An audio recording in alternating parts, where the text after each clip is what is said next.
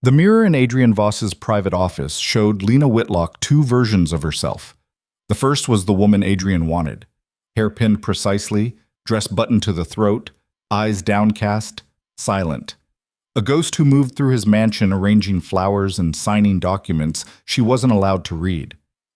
That woman had learned over 3 years exactly how to breathe without making sound, how to anticipate his moods, how to become so small she might disappear entirely. The second woman, the one whose reflection trembled in the silver-backed glass, had a split lip and fire in her eyes. "You're upset." Adrienne's voice came from behind her, controlled and pleasant. He always sounded pleasant.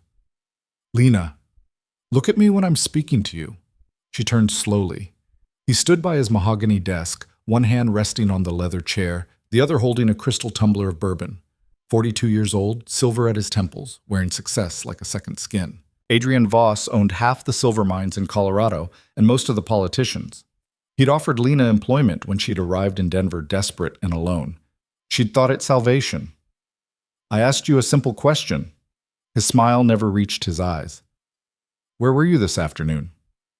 "The market, getting supplies for—" "You were gone 2 hours. The market is 20 minutes away." Lena's heart hammered. She'd been careful, so careful. "Mrs. Chen needed help with—" "Don't lie to me." Adrienne set down the glass with a soft click. "I had Thomas follow you. You went to the bank." The floor seemed to drop away beneath her feet. "I can explain. You've been stealing from me." His voice remained calm, almost conversational. "Small amounts. Very clever. Building a little nest egg, weren't you? Planning to leave?" "Adrienne, please." He moved fast. One moment he was by the desk, the next his hand was around her throat, slamming her back against the wall. Not enough to truly hurt. He never left marks where others could see, just enough to stop her breath, to remind her who held the power. "After everything I've given you," he whispered against her ear, "a home, position, protection. And this is how you repay me?" Black spots danced at the edges of her vision. She clawed at his wrist, gasping. "You ungrateful little—" Something inside Lena snapped. Maybe it was the lack of oxygen. Maybe it was 3 years of swallowed screams finally forcing their way up. Maybe she simply had nothing left to lose. Her hand found the letter opener on the hall table. She didn't think. She just moved. The blade caught Adrienne across the cheek. He stumbled back, roaring, hand flying to his face. Blood welled between his fingers. Real blood. His blood. For one crystallized moment, they stared at each other. Lena saw his shock transform into something darker. Rage. Real rage, without the controlled mask. "You cut me." He touched his cheek, looked at his bloodied fingers. "You actually—" Lena ran. She grabbed her coat from the hall tree and bolted through the servants' entrance. Behind her, Adrienne's voice boomed through the mansion. "Thomas! Samuel! Stop her! Don't let her leave this house!" The November night hit her like a fist. Lena ran through the garden, her breath tearing from her lungs in white clouds. She could hear boots on the gravel behind her, men shouting. Adrienne kept 6 men on his staff, all of them loyal, all of them willing to do whatever he asked. She vaulted the back fence, her dress tearing on the iron spikes. The city spread before her, gas lamps glowing, carriages rattling past on distant streets. She could disappear into Denver's crowds. Hide in the immigrant quarters where Adrienne's men wouldn't follow. But Adrienne owned the Denver police. He owned judges. He owned the mayor. There was nowhere in the city she could run where he wouldn't eventually find her. The thought came to her fully formed. She had to leave. Not just the house. Not just Denver. She had to vanish so completely that even Adrienne Voss's money and influence couldn't track her down. Lena ran toward the stables. The wagon she stole belonged to a merchant who wouldn't notice it missing until morning. She hitched the fastest-looking horse, threw in whatever supplies she could grab, blankets, a water skin, some dried meat, and drove out of Denver heading north. Behind her, the city lights faded. Ahead, the mountains rose like a wall. She'd heard men talk about the high country. The old trappers who sometimes came into Denver with furs would speak of valleys so remote you could live a lifetime without seeing another soul. Places where winter came in October and didn't leave until May. Places where civilization's rules didn't reach. Dangerous places. Deadly places. But Lena would take her chances with the wilderness over another day in Adrienne's cage. The road climbed. Pine trees crowded close on both sides, their branches heavy with snow. The temperature dropped until her breath came in white plumes and her fingers went numb on the reins. The horse struggled, its hooves slipping on patches of ice. "Just a little further," Lena whispered to the animal. "Just until we're far enough away." How far was far enough? She didn't know. Somewhere Adrienne's men wouldn't follow. Somewhere his money meant nothing. The trail narrowed.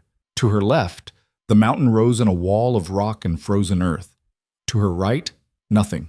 Just darkness and the sound of wind howling up from some unseen valley below. The wagon wheel hit a patch of ice. Everything happened in horrible slow motion. The wheel skidded. The horse screamed. The wagon tilted. Lena grabbed for the bench, but her fingers found only air. She felt the sickening moment of weightlessness as the wagon went over the edge. Then she was falling, tumbling, the world a chaos of white and black and her own terrified screaming. She hit something hard, a tree, a rock. She couldn't tell. Pain exploded through her ribs. The wagon crashed down beside her, splintering apart, scattering her stolen supplies across the snow. When the world stopped spinning, Lena found herself lying in a drift, staring up at the stars. She tried to move. White-hot agony shot through her left leg. Looking down, she saw it twisted at an angle that made her stomach lurch. Broken. Badly broken. She tried to call out, but her voice emerged as barely a whisper. Who would hear her anyway? There was no one out here. Nothing but snow and silence and the indifferent stars. The cold began to seep in. First her extremities, fingers, toes, then deeper. She tried to drag herself toward the overturned wagon, thinking maybe she could salvage a blanket, but the pain in her leg made her vision gray out. She collapsed back into the snow. This is how it ends, she thought. Not at Adrienne's hands, after all. Just alone in the dark, freezing to death in some nameless valley. She'd wanted freedom. Well, she'd found it. The irony would have been funny if she'd had the strength to laugh. Snow began to fall, soft flakes that landed on her eyelashes, her cheeks. Pretty. Everything looked pretty from down here. The stars were so bright. She'd never noticed how bright stars could be when you were dying. Lena closed her eyes. She woke to pressure on her chest and a voice cutting through the fog. Breathe, come on, breathe. Hands, strong hands, rough with calluses, pressed against her ribs. Her eyes fluttered open. A face hung over her, blurred by snow and darkness. Male, bearded, eyes the color of winter sky. There you are. The voice was low, rough from disuse. Stay with me. Can't, Lena whispered. Too cold. Yeah, you're half frozen. We need to move you. He lifted her. She felt herself rising from the snow, and the movement sent fresh agony through her broken leg. She screamed. I know. I'm sorry. His voice didn't soften. But you die if you stay here. He carried her through the darkness. Lena drifted in and out, aware only of his steady footsteps crunching through snow, the warmth of his chest against her frozen skin, the way he held her carefully despite his rough manner. Who? She managed. Name's Caleb. Why? Wrong place, right time, or maybe the other way around. Haven't decided yet. A structure emerged from the darkness. A cabin, low and solid, with smoke rising from a stone chimney. Caleb kicked the door open and carried her inside. Heat washed over her like a blessing. She started shaking uncontrollably. Shock, Caleb muttered. He laid her on a cot near the fire, began stripping off her wet clothes with efficient, impersonal movements. Don't fight me. These need to come off, or you'll lose fingers. Lena tried to protest, but her jaw was locked from shivering. He wrapped her in what felt like bear fur, heavy and warm. Then he turned his attention to her leg. This is going to hurt. It did. He set the bone with quick practice movements while Lena bit down on a leather strap he'd shoved in her mouth. She tasted blood, her own, from where her teeth cut into her lip. The world went gray at the edges. Stay awake, Caleb ordered. You got a concussion, probably. Sleep now, and you might not wake up. He splinted her leg with pieces of wood and strips of cloth torn from what looked like an old shirt. His hands were competent, sure. He'd done this before. When he finished, he sat back on his heels and looked at her properly for the first time. Lena tried to focus on his face through the haze of pain. Late 30s, maybe 40. Hard features carved by weather and time. A scar ran from his left eyebrow into his hairline. His eyes were the palest blue she'd ever seen, almost colorless, like ice. "What's your name?" he asked. "Lena." "Lena what?" She hesitated. If Adrienne's men came looking, a last name would make her easy to find. "Just Lena." Something flickered in his eyes, understanding maybe. He didn't push. "You got anyone I should send word to? Anyone waiting for you?" "No." "No family? Friends?" "No one." He studied her for a long moment, then nodded. "All right then. Just Lena who has no one. You picked a hell of a place to wreck your wagon." "Didn't pick it." "Fair enough." He stood, moved to the stove. "You eat anything today?" She tried to remember. When had she last eaten? Before the confrontation with Adrienne? A lifetime ago. "No." "Figured." He ladled something from a pot into a wooden bowl. "Venison stew. Nothing fancy, but it's hot." He helped her sit up enough to eat, supporting her with one arm while she held the bowl in trembling hands. The stew was simple: meat, potatoes, some kind of wild onion, but it tasted better than anything she remembered. Heat spread through her chest, pushing back the cold. "Slow," Caleb warned when she started eating too fast. "You'll just bring it back up." Lena forced herself to slow down. Between bites, she looked around the cabin.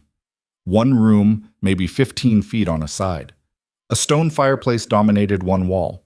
Shelves held supplies: dried meat, beans, flour, coffee. Traps and snowshoes hung from pegs. A rifle stood in the corner. Everything was neat, organized, functional. Nothing decorative, nothing soft. A man's space designed for survival, not comfort. "How long have you lived here?" she asked. "Long enough." "Alone?" "Yeah." "Why?" He took the empty bowl from her hands. "Why were you driving a wagon up a mountain trail in November with winter coming on?" Fair point. Everyone had their reasons. Some reasons people didn't want to talk about. Lena lay back against the furs. The warmth, the food, the simple fact of being alive when she should be dead. It all crashed over her at once. Tears burned behind her eyes. "Don't," Caleb said quietly. "You start crying now. You won't stop. And crying wastes water and heat, both of which you need." It should have sounded cruel. Instead, it was just practical. Lena blinked hard, swallowed the tears. "That's better." He moved to the fire, added another log. "You're going to sleep now. When you wake up, if you're not feverish and your pupils are the same size, we'll talk about what happens next." "What if they're not?" He glanced back at her. "Then we deal with that when it happens. One problem at a time." Lena wanted to ask more questions. Where was she exactly? How far from Denver? Would Adrienne's men be able to track her here? But exhaustion pulled at her like a tide. Her eyes drifted closed. "Lena." She forced them open. Caleb stood by the fire, silhouetted against the flames. "You said you have no one," he said, "but someone hurt you, recently." It wasn't a question. She didn't answer. "Whoever they were," Caleb continued, "they don't know about this place. No one does. You understand? You're off the map here." Relief washed through her so intense it was almost painful. "Thank you." "Don't thank me yet. Winter up here is a different kind of hell. You might wish I'd left you in the snow before it's over." But Lena was already drifting, his words fading into the crackle of the fire and the howl of wind against the cabin walls. She woke to gray light filtering through a small window. For a moment she didn't remember where she was. Then the pain in her leg reminded her. Everything rushed back. Adrienne, the flight, the crash, the man who pulled her from the snow, Caleb. She turned her head, searching for him. He sat at a rough-hewn table near the window, sharpening a hunting knife with slow, methodical strokes. He didn't look up. "You're awake." "How long did I sleep?" 14 hours, give or take."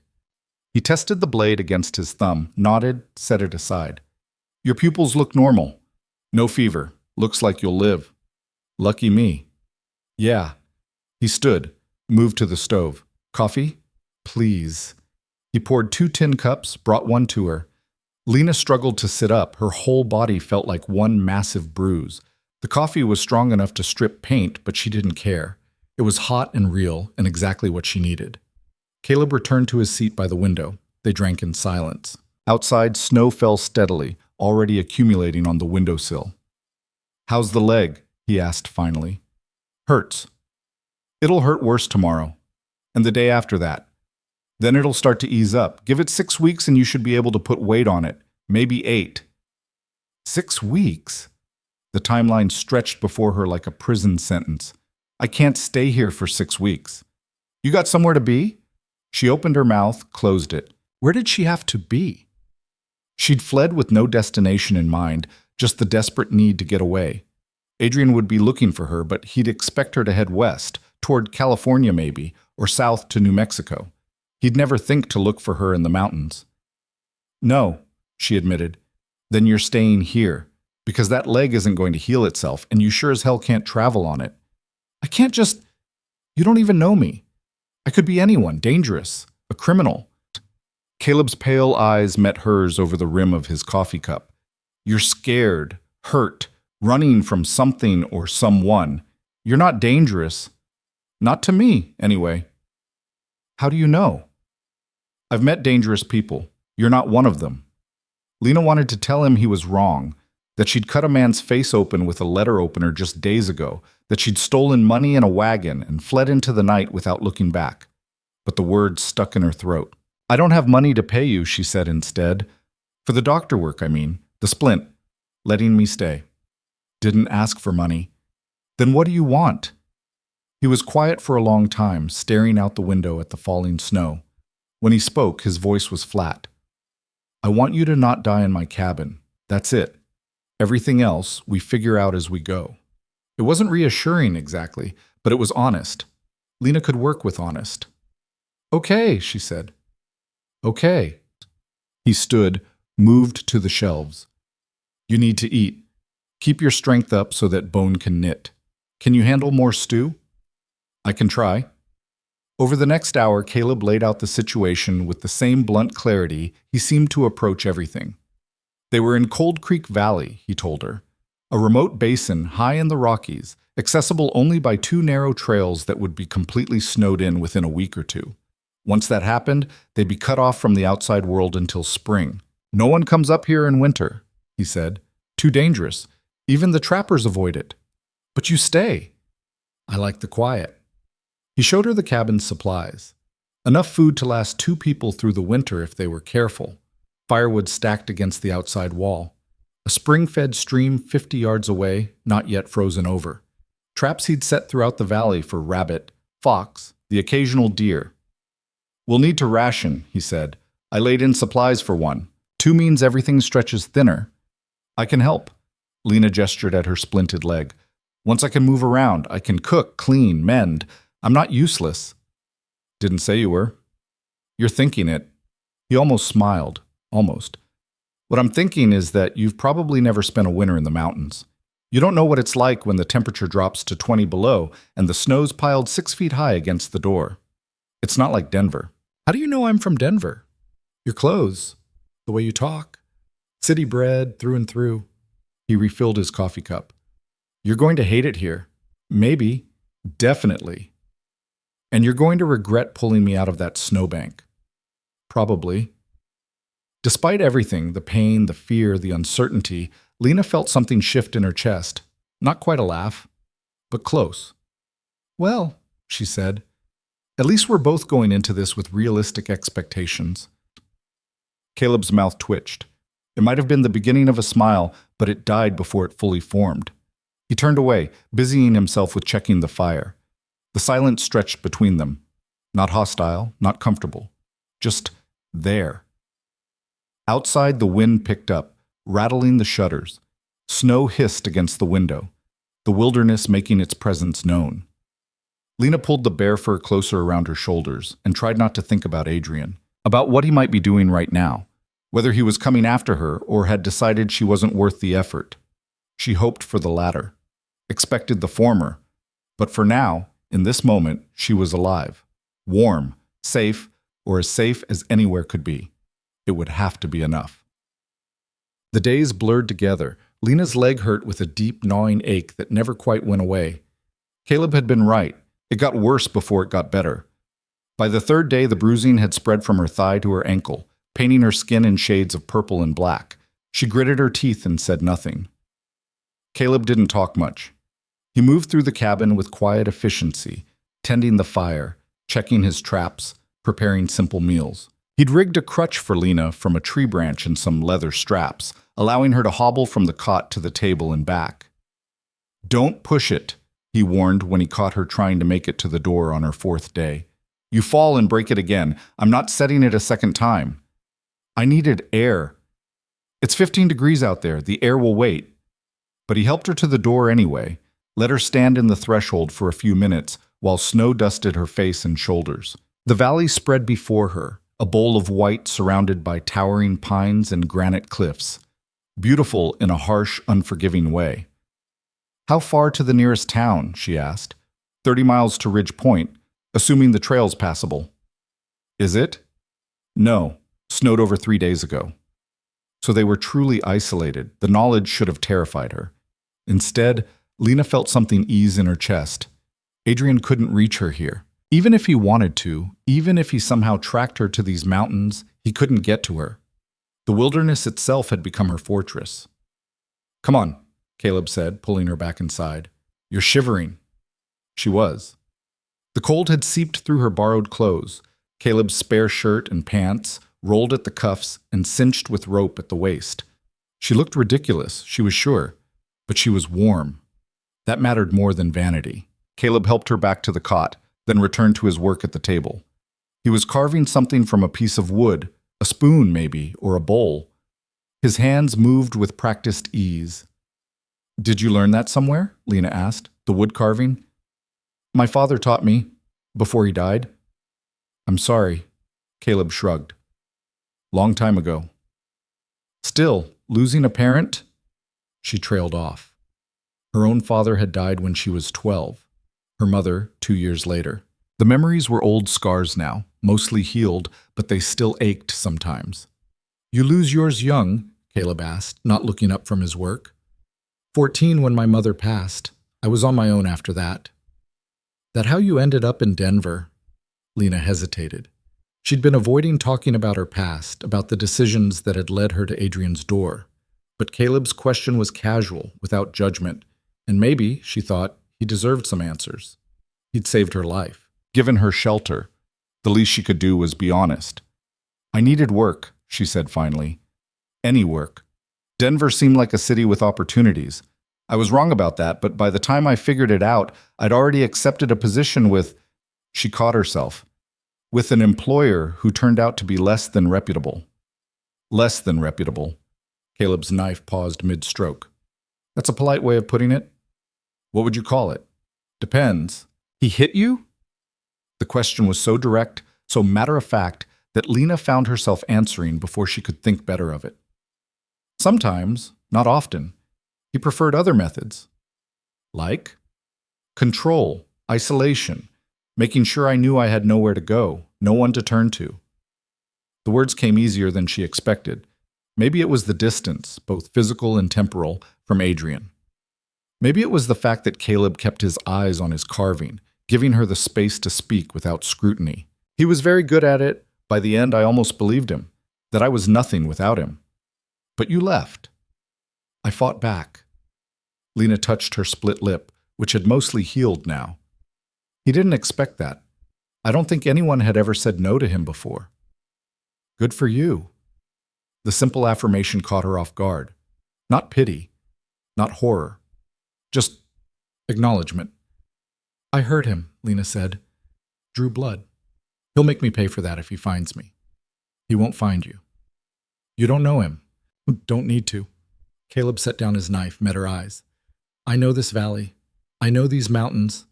I've seen men with money and power try to bend this land to their will. The mountains don't care. Your employer, whoever he is, he's got no power here." Lena wanted to believe him.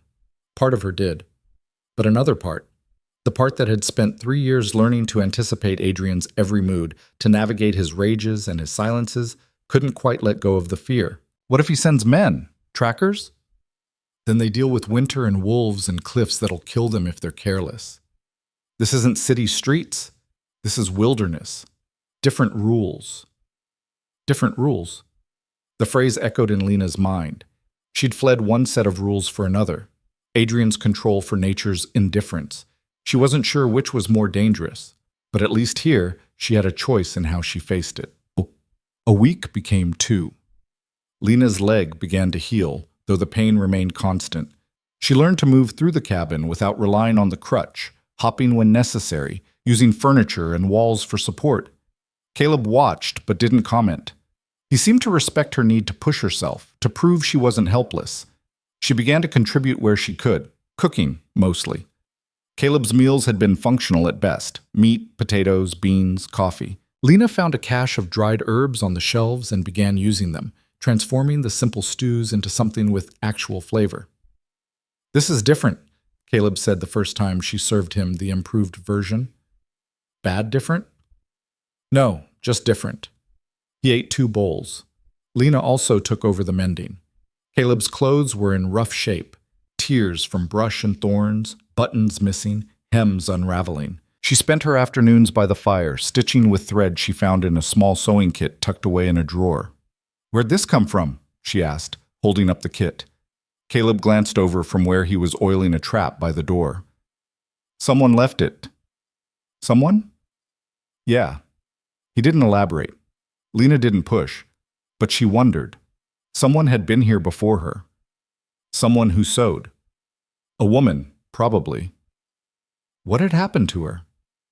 The cabin began to change under Lena's care. Small things. She organized the shelves so supplies were easier to find, swept the floor daily, washed the dishes immediately after meals, instead of letting them pile up. Arranged firewood in neat stacks inside the door so Caleb didn't have to go out into the cold every time they needed more. She caught him watching her sometimes, an unreadable expression on his face. "What?" she asked once. "Nothing. I'm doing something wrong." "No, you're just—" He trailed off, shook his head. "Nothing. It's fine." But it wasn't nothing. Lena could sense his unease, like she'd crossed some invisible boundary. She tried to puzzle it out. The cabin was his space, his sanctuary. Maybe her presence, her changes, felt like an invasion. She pulled back a little, tried to be less noticeable. It didn't work. The damage was done. The cabin was warmer now, more lived in, and both of them felt it. The tension stretched between them like a wire pulled taut. Then, on a morning when Lena had been there for 3 weeks, everything shifted. She woke to find Caleb already up, standing at the window with his rifle in hand. The sky outside was still dark. "What's wrong?" Lena asked, sitting up.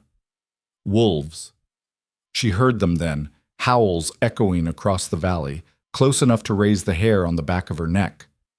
"How many?" "4, maybe 5. Caleb didn't move from the window. "They've been circling for an hour. Something's got them worked up." "Are we in danger?" "Not if they stay outside." He glanced back at her. "But we're running low on meat. I need to check the traps. If the wolves found them first, we're in trouble." "Can you go out there with them so close?" "Don't have much choice." He pulled on his coat, checked his rifle. Lena struggled to her feet, ignoring the protest from her leg. "I'm coming with you." "No, you're not." "You can't go alone." "I've been alone in these mountains for 5 years. I think I can manage." "That was before you had someone who'd worry if you didn't come back." The words hung in the air between them. Caleb stared at her, something flickering in his pale eyes. Surprise, maybe, or something else she couldn't name. "You'll slow me down," he said finally. "Then I'll wait by the door. Keep watch. You shouldn't go out there without someone knowing where you are." He studied her for a long moment, then nodded. "All right, but you stay inside. You hear me? If those wolves come this way, you bar the door and don't open it for anything." "I understand." Caleb handed her a smaller rifle from the corner. "You know how to use this?" "Point and shoot?" "More or less." He showed her how to load it, how to aim. "It kicks like a mule. Don't fire unless you have to." Lena nodded, trying to project confidence she didn't feel. Caleb moved to the door, paused with his hand on the latch. Lena. Yeah? If I'm not back in 2 hours, don't come looking. You hear me? Bar the door and wait for morning. Caleb, promise me. She wanted to argue, but the expression on his face stopped her. This wasn't negotiable. I promise. He nodded once, then stepped out into the pre-dawn darkness. Lena stood in the doorway, rifle clutched in her hands, watching as his figure disappeared into the trees. The howls echoed again, closer now. She closed the door but didn't bar it. Not yet. She waited. Minutes crawled past. The cabin was too quiet. Even the fire seemed subdued, crackling softly in the hearth. Lena paced, hobbled, unable to sit still. Every sound made her jump, the wind, a branch snapping outside, her own breathing. An hour passed, then another. Lena's hands were shaking. She'd promised not to go looking, but what if something had happened? What if Caleb was hurt, lying in the snow while she waited uselessly in the cabin? She was reaching for her coat when she heard footsteps. The door swung open. Caleb stepped inside, dragging something behind him. A deer, dead, throat torn out. Wolves got to it before I did, he said, breathing hard. But I salvaged most of the meat. We'll eat for another month at least. Lena sagged against the wall, relief flooding through her. You're all right. Yeah. He looked at her strangely. You really were worried. Of course I was worried. You went out there with a pack of wolves. I've done it before. That doesn't make it safe. He set down his rifle, began skinning the deer with practiced efficiency. Blood stained his hands, his knife. Lena should have been repulsed. Instead, she felt oddly grateful. This was survival, raw and brutal. This was the reality of life in Cold Creek Valley. Help me with this, Caleb said. Lena moved to his side, learning as he worked. How to separate hide from flesh. How to cut away damaged sections. How to prepare meat for smoking. It was messy, difficult work. Her hands were soon as bloody as his. But they worked together, side by side, and something in the air between them shifted. The tension eased. They fell into a rhythm. When they finished, Caleb washed his hands in a bucket of water, then passed it to Lena. Their fingers brushed. Neither of them pulled away. Thank you, he said quietly. For what? For worrying. Lena dried her hands on a towel, not meeting his eyes. Someone has to. Yeah, I suppose they do. They hung the meat to smoke, made coffee, sat together by the fire as dawn broke over the valley, painting the snow gold and pink. Caleb didn't talk about whoever had left the sewing kit. Lena didn't ask about the woman who'd been here before her. But something had changed between them. A wall had come down. Not entirely, but enough. Winter deepened. The snow piled higher. Temperatures plunged. Some mornings, ice had formed on the inside of the windows. Caleb kept the fire going day and night, feeding it constantly to keep the cold at bay. Lena's leg was healing. She could walk now without the crutch, though she still limped. The pain had become a familiar companion, something she worked around rather than against. She and Caleb fell into an unspoken routine. He woke first, built up the fire, started coffee. She cooked breakfast. They ate in silence, then he went out to check traps while she cleaned and mended and kept the cabin running. Evenings they spent by the fire, Caleb carving or repairing equipment, Lena sewing or reading from the small collection of books she'd found on a shelf. They talked more now. Small conversations, nothing too deep. Caleb told her about the valley, about the animals that lived here, the patterns of weather. Lena told him about books she'd read, places she'd hoped to see someday. Neither of them talked about their pasts. Not really. The unspoken agreement held. But then, 6 weeks after Lena's arrival, something happened that cracked it open. Caleb came back from checking traps with a storm on his face. He slammed through the door, threw his coat on a peg with more force than necessary. What's wrong? Lena asked. Nothing. That's not nothing. He paced to the window, stared out at the snow, his hands clenched and unclenched. Caleb, what happened? I saw tracks, fresh ones, human. Lena's blood turned to ice. Where? East Ridge. Someone's been scouting the valley. Adrienne's men. Don't know. Tracks are a day old, maybe 2. Could be trappers who got lost. Could be... He trailed off. Could be someone looking for me. Caleb turned to face her. You said he was powerful. Your employer. How powerful? He owns half of Denver, has connections everywhere. Enough to send men into the mountains in the middle of winter? Lena thought about Adrienne's face when she'd cut him. The rage, the humiliation. A man like that didn't forgive, didn't forget. Yes, she said quietly, if he wanted something badly enough, if it was about pride. And you wounded his pride. I made him bleed in front of his men. Lena wrapped her arms around herself. He won't let that go. Caleb was quiet for a long time. Then, if they come here, we'll handle it.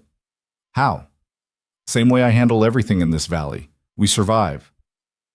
It wasn't reassuring, but it was all they had. That night, Caleb didn't sleep. Lena woke several times to find him sitting by the window, rifle across his knees, watching the darkness.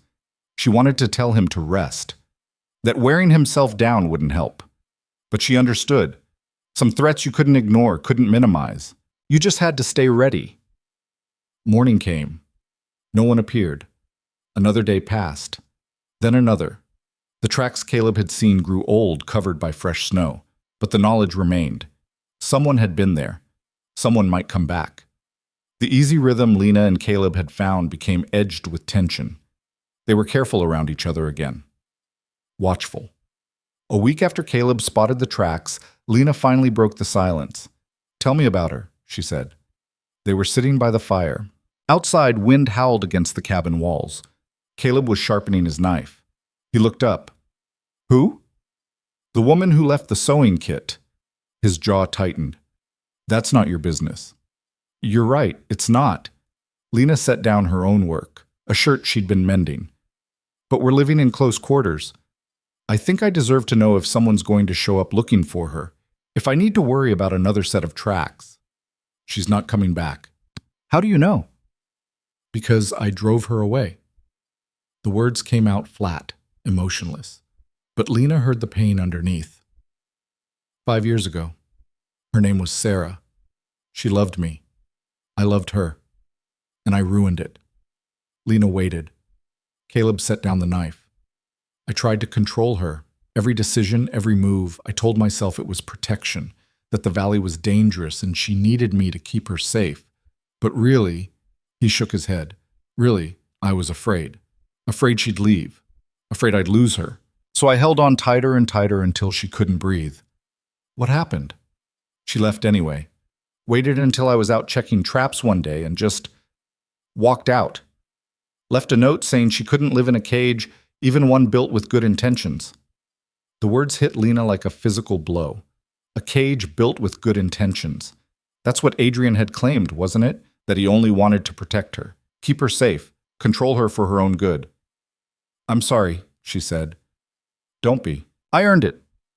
Caleb picked up the knife again, ran his thumb along the blade. I learned something, though. You can't keep someone by force.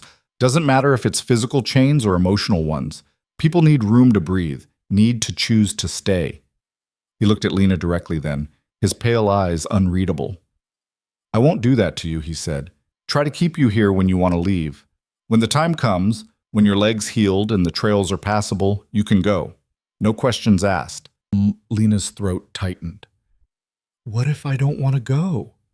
Then that's your choice, but it has to be your choice. Not because you're afraid of what's out there. Not because you feel obligated.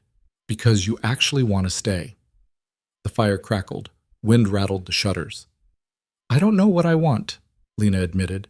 For so long, someone else made every decision for me. I'm not sure I remember how to choose. Then you learn. Take your time. The valley's not going anywhere. Neither is Adrienne. No, Caleb agreed. But that's tomorrow's problem. Tonight, we're warm and fed and alive. That's enough. Was it? Lena wasn't sure. But sitting there in the firelight with this scarred, careful man who'd saved her life and asked nothing in return, she thought maybe it could be. Maybe, for the first time in years, enough was actually enough.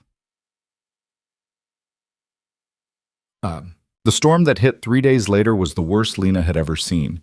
It began as light snow in the morning. By afternoon, the wind had picked up, driving the flakes horizontally across the valley. By evening, they couldn't see 3 feet beyond the cabin windows. White out, Caleb said, securing the shutters. Could last days. He was right. The storm raged for 60 hours straight. Snow piled against the door until they had to dig their way out just to reach the firewood stacked along the wall. The temperature inside the cabin dropped despite the fire burning constantly. They hung blankets over the windows for extra insulation, wore every piece of clothing they owned, huddled close to the hearth. Lena had never experienced anything like it. The sheer power of the wind, the way it screamed around the cabin like something alive and furious. The cold that seeped through every crack, every gap, turning her breath to frost. "This is what I meant," Caleb said on the second day, "when I said you'd hate it here." "I don't hate it." "Liar." She smiled despite herself. "All right, I don't love it, but I don't hate it either." "What do you feel?" Lena considered. What did she feel? Fear, certainly, discomfort. But underneath that, alive, she said finally. "For the first time in years, I feel alive." Caleb studied her across the fire. "You're tougher than you look." "I've had to be." "Yeah, I'm starting to see that." On the third day, the storm broke. They woke to silence, eerie after the constant howl of wind. Caleb opened the door to reveal a transformed world. Snow had buried everything, reshaping the valley into strange new geography. Drifts reached halfway up the cabin walls. Trees bent under the weight of ice. "We need to dig out," Caleb said. "Check the traps. Make sure the deer meat didn't freeze." They worked together, shoveling paths through the snow. It was hard, exhausting labor. Lena's leg ached, but she pushed through. She was stronger now than when she'd arrived. The weeks of survival had built muscle, endurance. By evening, they'd cleared enough to function. The traps had survived. The meat was fine. They'd made it through. That night, warming themselves by the fire with mugs of coffee spiked with whiskey Caleb produced from a hidden shelf, Lena felt something settle in her chest. A sense of accomplishment, of having faced something terrible and survived it. "To winter," Caleb said, raising his mug. "To survival," Lena countered. Their mugs clinked. They drank. Outside, the stars emerged, brilliant against the black sky. Inside, the fire burned warm. And for that moment, in that place, Lena was exactly where she needed to be. The past could wait. The future could wait. This moment was hers, and she chose to keep it. January came with cold so brutal it made the December storms seem gentle. The thermometer Caleb kept nailed to the cabin's outer wall registered 10 below zero on a good day. On bad days, it dropped to 20, then 30. The air itself felt sharp enough to cut skin. Lena learned to dress in layers: undershirt, wool shirt, sweater, coat. She wrapped her feet in cloth before pulling on the 2 large boots Caleb had given her. Even inside, with the fire roaring, her breath formed white clouds. "You get used to it," Caleb said one morning, watching her shiver over her coffee. "When?" "Eventually." He was at the table, working on a new trap. His hands moved with mechanical precision, bending wire, testing springs. He'd been quieter than usual the past few days, distant. Lena had learned to recognize his moods, the way he retreated into himself when something was bothering him. "What is it?" she asked. "Nothing." "Caleb?" He looked up. "We need to talk about supplies." Lena's stomach dropped. "How bad?" "Not terrible, but not great either." He set down the trap. "I planned for 1 person through April. With 2 of us, we're burning through food faster than I expected. Coffee's almost gone. Sugar's low. Flour will last another month, maybe 6 weeks. What do we do?" "Ration harder. Supplement with hunting." He paused. "And you need to start eating less." "I'm already eating less." "Less than that." Lena felt heat rise in her face. "I'm not taking food from you. It's not about taking, it's about surviving. I'm bigger. I need more calories to function. You can get by on smaller portions." "That's not fair." "Fair doesn't matter out here. What matters is making it to spring." His voice was flat, matter of fact. "You want to argue about it, or you want to live?" The bluntness stung. But he was right. Lena hated it, hated the helplessness of being dependent, but she was. Without Caleb, she'd have frozen to death in that snowbank 2 months ago. Without his knowledge, his skills, she wouldn't survive a week in this valley. Fine, she said. Don't sulk about it. I'm not sulking. You are. Your mouth does this thing. He gestured vaguely at his own face. Despite herself, Lena almost smiled. What thing? That thing, right there. She threw a dish towel at him. He caught it one-handed, the ghost of amusement crossing his features before disappearing. They settled into the new routine. Smaller portions. Lena's stomach growled constantly for the first week, then adapted. She felt lighter, weaker, but functional. Caleb hunted whenever the weather allowed, bringing back rabbits mostly, occasionally a deer. Every kill was carefully butchered, nothing wasted. Bones went into broth. Fat was rendered for cooking. Hide was scraped and saved. Lena learned to set snares near the cabin. Caleb showed her how to read animal tracks, how to place the wire loop at exactly the right height. Her first catch was a scrawny rabbit that barely provided a meal. Her second was bigger. By her fifth, she'd developed a feel for it. You're getting good at this, Caleb said, examining her snare. Good teacher. Decent student. It was the closest thing to praise she'd heard from him. Lena tried not to let it matter. Failed. The days were short, the nights endless. They went to bed when darkness fell around 4:30, woke when gray light filtered through the shutters around 7. 15 hours of night. It did things to your mind, Lena discovered. Made you restless. Made silence feel oppressive. She started talking more, filling the quiet with stories, observations, anything to push back the dark. Caleb mostly listened, offering the occasional grunt or nod, but sometimes he'd add a comment, a question, and Lena would catch a glimpse of the man beneath the hard exterior. You ever think about leaving? She asked one night. They were sitting by the fire, Caleb oiling his rifle while Lena mended socks. Going back to civilization? No. Not even for supplies? Company? Supplies I can get in Ridgepoint when the trail's open. Company I don't need. Everyone needs company. Not everyone. He sighted down the barrel, checking the alignment. Some people do better alone. That's lonely. Lonely's safe. Lena set down her needle. Is it though? Really? Caleb didn't answer. He finished with the rifle, set it aside, stood and stretched. His back cracked audibly. I'm going to check the perimeter before bed, he said. It's dark out. I've got a lantern. Caleb, wait. Lena struggled to her feet. Her leg was better. She barely limped now, but it still protested sudden movements. You don't have to go. Everything's fine. You don't know that.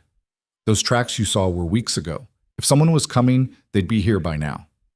He turned to face her, and something in his expression made her breath catch. Fear. Real fear. Barely controlled. You don't understand, he said quietly. I can't. If someone comes and I'm not ready, nothing's going to happen. You can't promise that. No, but I can promise you'll make yourself sick if you keep checking the perimeter 3 times a night. You need sleep. I'll sleep when winter's over. He grabbed his coat and lantern and went out before she could argue further.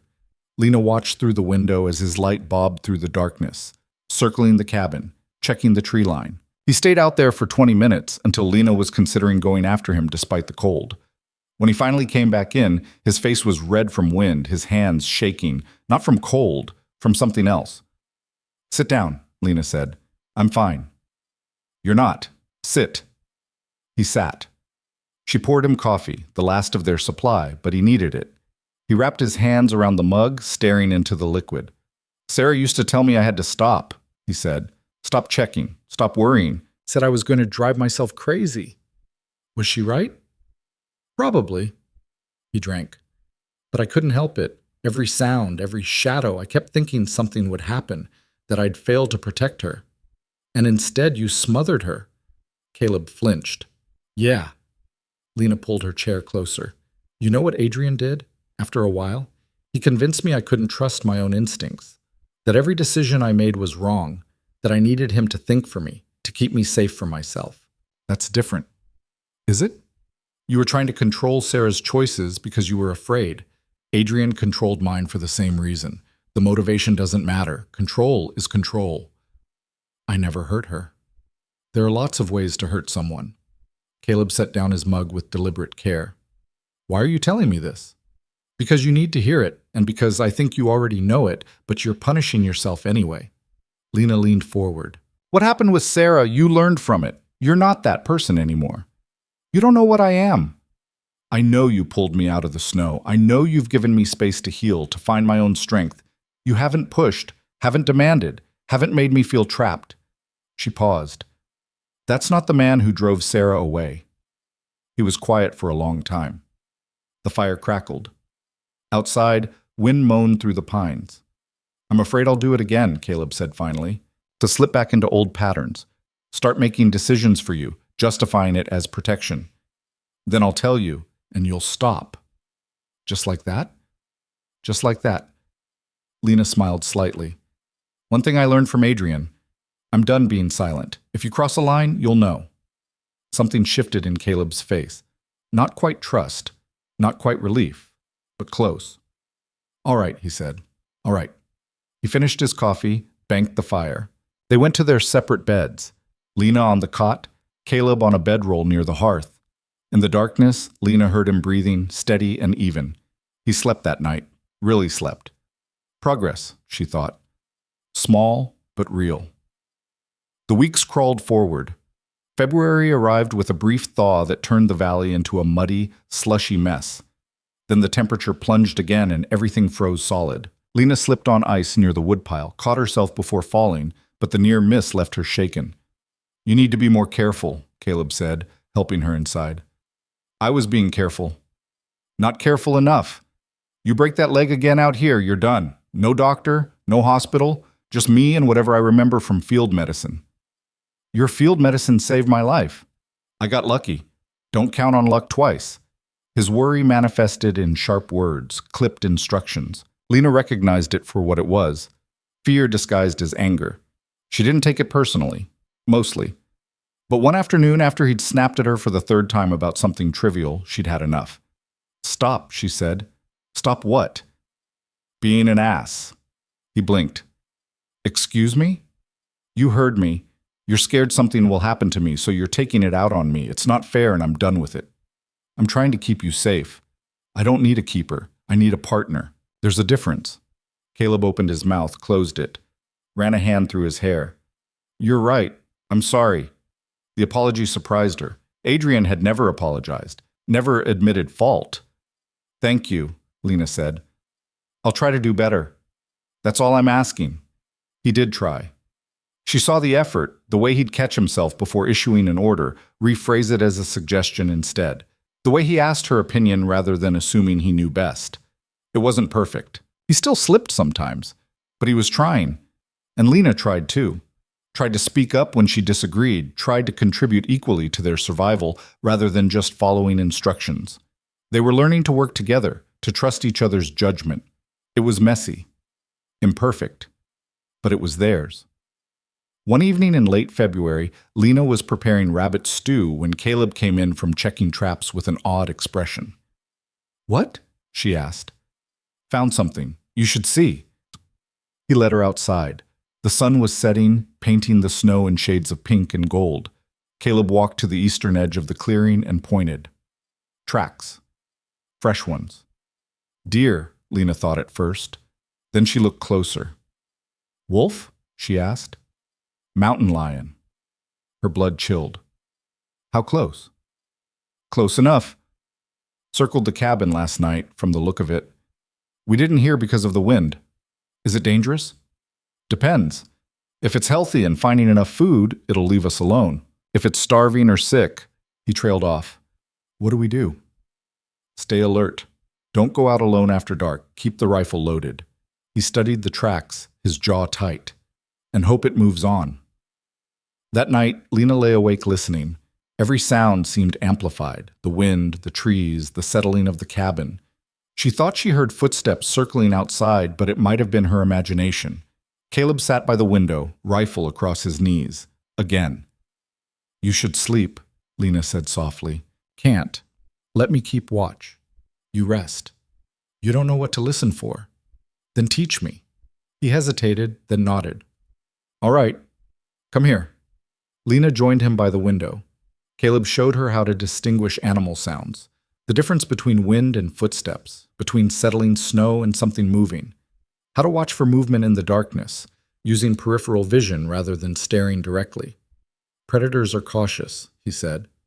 They'll circle, test, looking for weakness. You see or hear something, wake me. Don't try to handle it yourself. I won't. They kept watch together for an hour. Then Caleb finally allowed himself to sleep while Lena stayed alert. Nothing happened. But the act of trust, him sleeping while she guarded, felt significant. The mountain lion returned twice more over the next week. Each time it circled and moved on. Caleb tracked it through the valley, making sure it wasn't denning nearby. On the third visit, he fired a warning shot that sent it running. That should do it, he said. Animals that size don't like confrontation. It'll find easier hunting elsewhere. He was right. The tracks stopped appearing. But the incident had rattled something in both of them. The valley wasn't just beautiful and isolated. It was actively dangerous. One mistake, one moment of inattention, and the wilderness would kill them without hesitation or malice. Just nature being nature. You ever regret it? Lena asked one night. Choosing to live out here? Caleb considered the question. Sometimes, when it's cold enough to freeze spit before it hits the ground, when I'm sick or hurt and know there's no help coming, when the silence gets so heavy it feels like drowning. He poked at the fire. But then I remember what I left behind, the noise, the politics, the constant need to perform, to be something for someone. And I think, yeah, this is better. Even alone? I'm not alone anymore.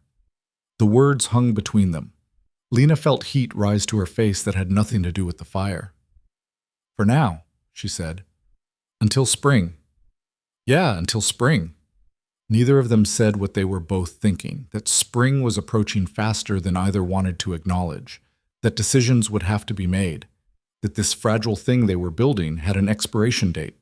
March arrived with warming temperatures and the first signs of thaw.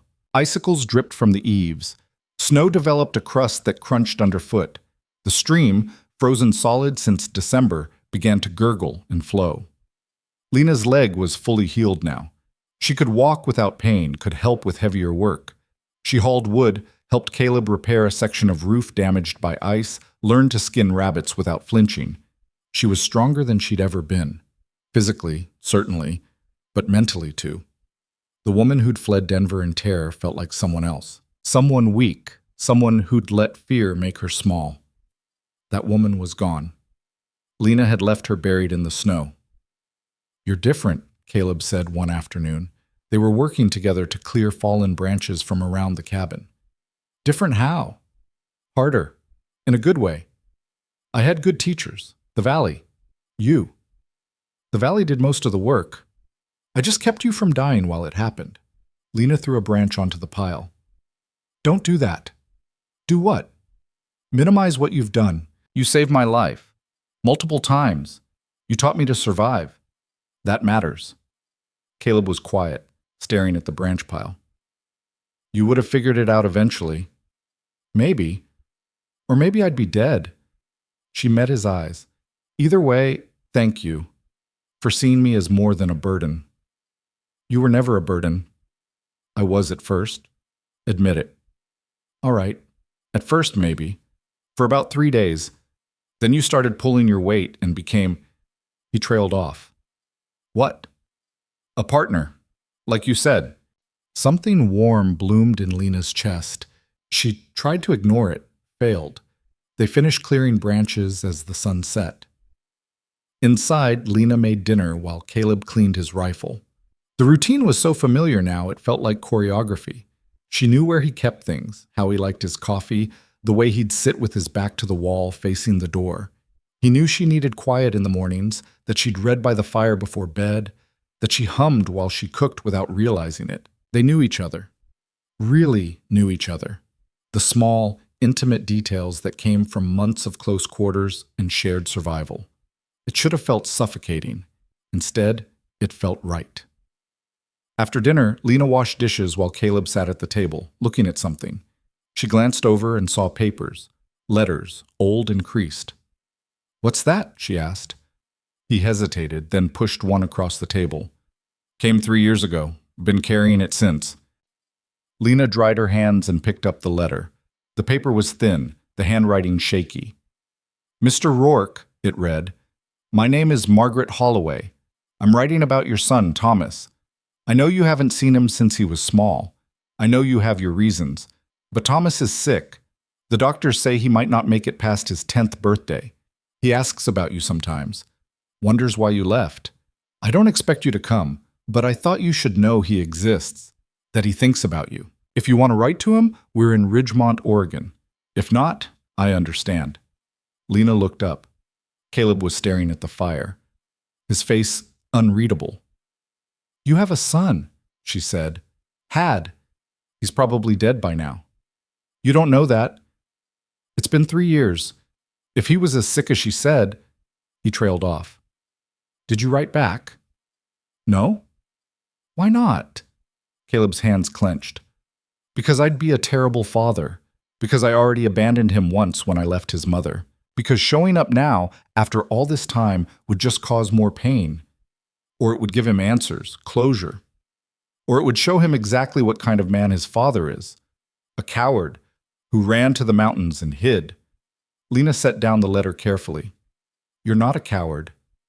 I left my wife and child. Why? Because I was suffocating. Because marriage felt like a cage and fatherhood felt like responsibility I couldn't handle. So I ran. Told myself they were better off without me. His voice was flat. Maybe they were.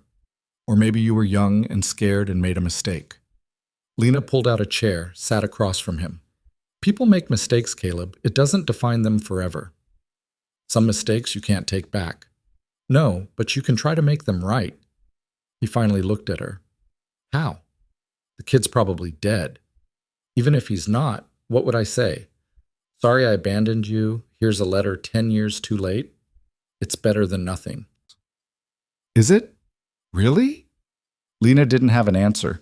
She'd never had children, never faced that particular failure. But she understood regret, understood the weight of choices that couldn't be undone. I think, she said slowly, that not knowing is worse than knowing. If Thomas is dead, you should know. If he's alive, he deserves to know you thought about him, that you cared enough to respond, even late. Caleb turned the letter over in his hands. You make it sound simple. It's not simple. It's terrifying, but so is everything worth doing.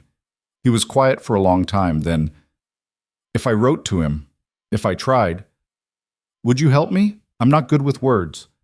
Yes, of course. They didn't write the letter that night, but the fact that Caleb had asked, that he was considering it, felt like a turning point. The next day, while Caleb was out hunting, Lena found herself thinking about spring, about what would happen when the trails opened and the outside world became accessible again. She could leave, return to civilization, find work somewhere Adrienne's influence didn't reach, start over. Or she could stay, build a life here in this valley with a man who understood isolation and damage and the hard work of healing. The choice should have been obvious. Civilization meant safety, resources, other people. The valley meant hardship, danger, loneliness. Except she wasn't lonely. Not anymore. And the idea of leaving, of walking away from what she and Caleb had built, made her chest ache. Caleb returned as the sun was setting, empty-handed. Nothing out there today. We'll try again tomorrow. It's fine. We've got enough. He nodded, hung up his rifle, joined her by the fire. They sat in comfortable silence, the kind that only came from months of shared space and earned trust. I've been thinking, Lena said, about the letter. Yeah? You should write it, not because you owe anyone anything, but because you deserve to know, one way or another. Caleb stared at the fire. What if I'm too late? Then at least you tried. That has to count for something. And if he's alive, if he hates me, then you deal with it. But you deal with it knowing you were brave enough to face what you'd done. That's more than a lot of people manage. He turned to look at her, something raw in his pale eyes. When did you get so wise? I'm not wise. I'm just tired of running from hard things. Yeah, me too. That night, they drafted the letter together. It took hours, multiple attempts, crumpled paper littering the floor. Caleb's first attempts were too formal, too distant. Lena helped him find words that were honest without being cruel. Dear Thomas, the final version began, I don't know if you're still alive. I don't know if you want to hear from me, but I received your mother's letter 3 years ago, and I've thought about it every day since.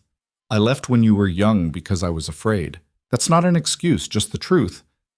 I thought you'd be better off without me. I was probably wrong about that. If you're willing, I'd like to know you. Even if it's just letters, even if you're angry, you deserve that much from me. Your father? Caleb Rourke. Caleb read it over 3 times. It's not enough. Nothing would be enough. But it's a start. What if... Stop. No more what ifs. You write it, you send it, you wait. That's all you can do. He folded the letter carefully, tucked it into an envelope. When the trail's open, I'll ride to Ridge Point. Post it from there. Good.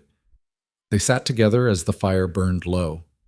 Outside, the valley was transforming, ice melting, snow retreating, green beginning to show through brown and white. Spring was coming, change was coming, and neither of them was ready, but they would face it anyway, together. The letter sat on the table for 3 days before Caleb finally sealed it. Lena watched him turn the envelope over in his hands repeatedly, his jaw working like he was chewing words he couldn't say. You're going to wear a hole in it, she said on the 3rd morning. I know. So either send it or burn it. Pick one. He looked at her sharply. That easy for you? Nothing's easy. But sitting in the middle is worse than choosing wrong. She poured coffee, set a cup in front of him. What's the worst that happens? He doesn't write back. You're exactly where you are now. The worst is he writes back telling me how much he hates me. Would that be worse than wondering? Caleb didn't answer, but he tucked the letter into his coat pocket. The weather had turned almost mild. Temperatures climbed into the 40s during the day, dropping only to the 20s at night. The transformation was startling after months of brutal cold. Water ran everywhere, from the roof, from the trees, from the mountainsides. The valley filled with sound again, dripping, rushing, the crack of ice breaking. Trail should be passable in a week, Caleb said that afternoon. He was checking his supplies, making a list of what they'd need from Ridge Point. Maybe less if this thaw holds. Lena felt something twist in her stomach. The trail opening meant connection to the outside world. It meant Caleb could mail his letter. It also meant Adrienne's men could reach them. How long will you be gone? She asked. 2 days there, 1 in town, 2 back, 5 days total. That's a long time. You'll be fine. I'll leave you the rifle, show you how to bar the door properly. Stock plenty of wood and water. I'm not worried about being alone. Caleb glanced up from his list. What are you worried about? That someone might be waiting, in Ridge Point, asking questions about a woman from Denver. His expression hardened. Let them ask. I don't answer to anyone. Adrienne has money. He can be persuasive. I've dealt with men like your Adrienne before. Money only gets you so far in the mountains. He set down his pencil. But if you're worried, I can ask around first, careful-like. See if anyone's been nosing around looking for you. Would you? Yeah. The simple affirmation loosened something in her chest. He wasn't dismissing her fear, wasn't telling her she was being paranoid, just accepting it and adjusting. Thank you, she said. You don't have to thank me for basic decency.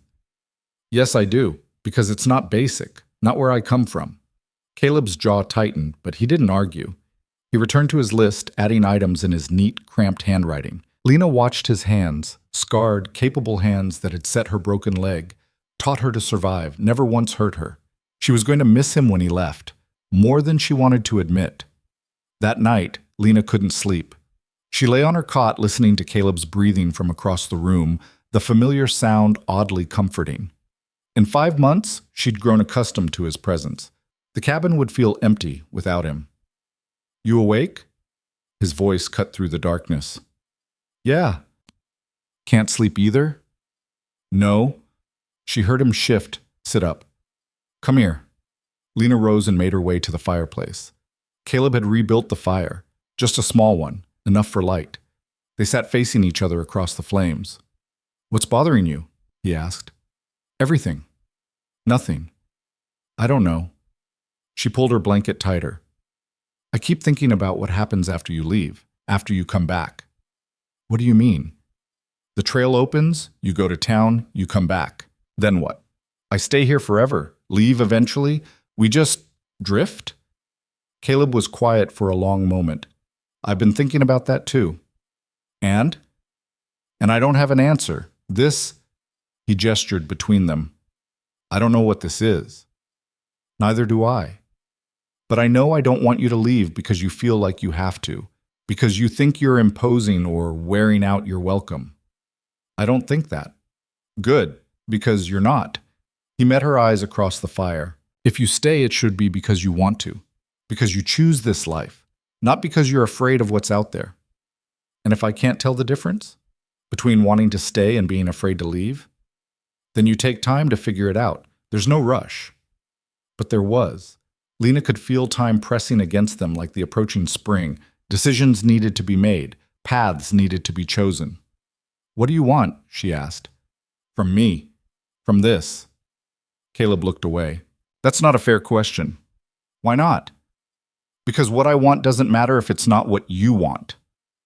Caleb. He stood abruptly, paced to the window. You want honesty? Fine.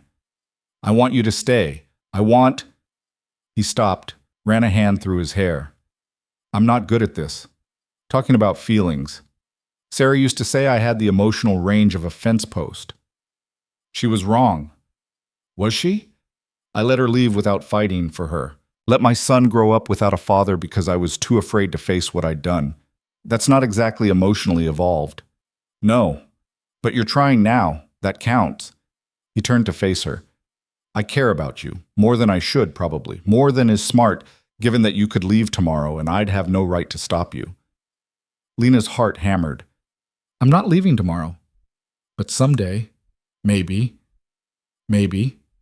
She stood, moved to stand beside him at the window. I care about you too. That's what scares me. I swore I'd never let anyone have that kind of power over me again. I don't want power over you. I know, but caring gives you power anyway. If you left, if something happened to you, it would destroy me. That's terrifying. Yeah. His voice was rough. It is. They stood in silence, inches apart but not touching. Outside, the moon illuminated the valley in shades of silver and black. I don't know what happens next, Lena said finally. I don't know if I'm staying or going. I don't know if we're building something real or just surviving together until circumstances change. Neither do I. But I know I don't want to lose this. Whatever this is. Caleb turned to look at her. Neither do I. He reached out, hesitated, then touched her face gently. Lena leaned into his palm, her eyes closing. It was the first time he touched her with anything resembling tenderness. Every other contact had been functional, setting her leg, helping her walk, passing her tools. This was different. We should sleep, he said, but he didn't move. Yeah. Neither of them moved. Then Caleb leaned down and kissed her, soft, careful, like she was something precious he was afraid of breaking. Lena's hands found his shoulders, holding on. The kiss deepened, heat building between them. Caleb pulled back first. We shouldn't... Why not? Because I leave in a week. Because everything's complicated. Because... Lena kissed him again, cutting off his reasons. She was tired of thinking. Tired of analyzing every feeling, every choice. For once, she just wanted to feel. They spent the night together, wrapped in blankets by the dying fire. It wasn't perfect. They were too hesitant, too aware of past damage and future uncertainty. But it was real, raw, honest. Afterward, lying against Caleb's chest, listening to his heartbeat, Lena felt something shift. Not resolution, not certainty, but a kind of peace. Whatever happened next, they'd face it. Together or apart. But at least they'd had this. The week passed too quickly. Caleb prepared for his trip, checking his horse's shoes, packing supplies, making lists. Lena helped where she could, trying not to think about 5 days alone in the cabin. The morning he left, the sky was clear and bright, unseasonably warm, perfect traveling weather. You remember everything? Caleb asked for the third time. How to bar the door, where the rifle is, how to signal for help if you need it. I remember. And you won't do anything stupid like trying to hunt alone or Caleb, I'll be fine. He nodded, unconvinced. 5 days. If I'm not back by sundown on the 5th day, something's wrong. What do I do then? Wait 1 more day. Then ride to Ridge Point and find the marshal. His name's Cooper. Tell him what happened. All right? He mounted his horse, settled into the saddle, looked down at her with an expression she couldn't quite read. "I'll come back," he said. "I know. And when I do, we'll figure this out, whatever this is." "Okay." He rode out without looking back. Lena watched until he disappeared into the trees, then returned to the cabin feeling suddenly, profoundly alone. The first day passed slowly. Lena kept busy, cleaning, mending, organizing. She checked the traps, brought in wood, made herself a simple dinner. The cabin felt too big, too quiet. She'd grown used to Caleb's presence, the small sounds of him moving through the space. That night, every noise made her jump. She kept the rifle close, slept poorly. The second day was better. She fell into a rhythm. Work kept her mind occupied. She allowed herself to imagine what Caleb might be doing, riding through the forest, reaching Ridge Point, mailing his letter, asking careful questions about strangers looking for a woman from Denver. The third day, everything changed. Lena was outside gathering kindling when she heard horses. Multiple horses moving fast. Her heart seized. She dropped the wood and ran for the cabin, grabbed the rifle, positioned herself by the window. 5 riders emerged from the tree line. Even from a distance, she recognized the lead horse. Adrienne Voss sat tall in the saddle, dressed for travel, but still immaculate. Behind him rode 4 men, his personal security. They were armed. Lena's hands shook. She forced herself to breathe. Think. She could bar the door, wait them out. They couldn't stay forever, but they could burn the cabin, could wait for her to run out of supplies, could simply break down the door, or she could do what every instinct screamed at her not to do. She could face him. Lena set down the rifle, smoothed her shirt, walked to the door, and opened it. Adrienne had dismounted. He stood in the clearing, studying the cabin with barely concealed disgust. When he saw her, his expression shifted to something dark and satisfied. "Lena," his voice carried across the space, "you've been difficult to find." That was the point. Obviously, he took a step forward. One of his men moved with him. "Do you have any idea how much trouble you've caused me?" "I imagine quite a bit." 3 months. 3 months of searching, bribing, tracking. Do you know what people are saying? That I couldn't control my own household. That a slip of a girl made a fool of Adrienne Voss. You made a fool of yourself. His face darkened. Watch your mouth. You're in no position to be insolent. I'm in exactly the position I choose to be in, standing on my own feet, away from you. Adrienne's smile was cold. For now. But that changes today. You're coming back to Denver. No. It wasn't a request. You stole from me, assaulted me. There's a warrant for your arrest. Lena's stomach dropped. You're lying. Am I? He pulled a folded paper from his coat. Marshal Jennings was very understanding when I explained the situation, how my disturbed housekeeper attacked me unprovoked, then fled with stolen funds. He issued this warrant himself. One of Adrienne's men, Thomas, she recognized him now, stepped forward with handcuffs. Don't make this harder than it needs to be, Adrienne said. Come quietly. We'll settle this in Denver. Resist, and these men are authorized to use whatever force necessary. Lena's mind raced. 5 armed men. 1 of her. No Caleb. No help coming. But she'd learned something in 5 months of surviving the wilderness. Sometimes the only way through was forward. I'm not going with you, she said clearly. Adrienne's expression flickered. He hadn't expected defiance. Lena, be reasonable. I'm done being reasonable. I'm done being afraid of you. You want to take me? You'll have to drag me, and I'll fight. I'll scream. I'll make sure everyone in Ridge Point knows exactly what kind of man you are. No one will believe you. Maybe not. But they'll ask questions. Your reputation will take damage. Is that really worth it? Dragging a screaming woman through town? She saw calculation in his eyes. Adrienne cared about appearances above all else. A public scene would hurt him, even if he won. You think you're clever, he said softly, but you're cornered, alone. That man you've been living with, the hermit, he's not here to protect you. I don't need protection. No? Let me explain your situation. You're wanted for theft and assault in Denver. You've been living in isolation with a man of questionable character for months. No respectable establishment will employ you. No court will side with you. He took another step forward. Your only option is to come with me. I'm prepared to be generous, drop the charges, give you your position back, All you have to do is admit you made a mistake. I did make a mistake, Lena said. I stayed with you as long as I did. Adrienne's mask cracked. Rage flashed across his face. Ungrateful little... That's enough. The new voice came from behind Adrienne. Everyone turned. Caleb sat on his horse at the tree line, rifle across his saddle. He must have circled around while they were talking. His pale eyes were cold as January ice. This is private business, Adrienne said, between me and my employee. Former employee, Caleb corrected. And since this is my land, I'd say it's my business too. Your land. Adrienne's lip curled. You're a squatter in the wilderness. You have no legal claim here. Neither do you, and I've got a rifle. That makes my claim stronger than yours. Adrienne's men shifted uneasily. Thomas's hand moved toward his pistol. I wouldn't, Caleb said conversationally. I can put a bullet through a rabbit's eye at 100 yards. Your friend there is much bigger than a rabbit. Are you threatening me? Adrienne's voice rose. I have a legal warrant. A Denver warrant. We're not in Denver. Caleb nudged his horse forward. This is Cold Creek Valley. Different jurisdiction, different rules. The law applies everywhere. Does it? You want to test that theory? Be my guest. Ride to Ridge Point. Talk to Marshal Cooper. See what he says about Denver warrants executed in mountain territories without local authorization. Adrienne's jaw clenched. You're harboring a fugitive. I'm sheltering a woman who needed help. If that's a crime, arrest me too. The standoff stretched. Adrienne's men looked to him for direction.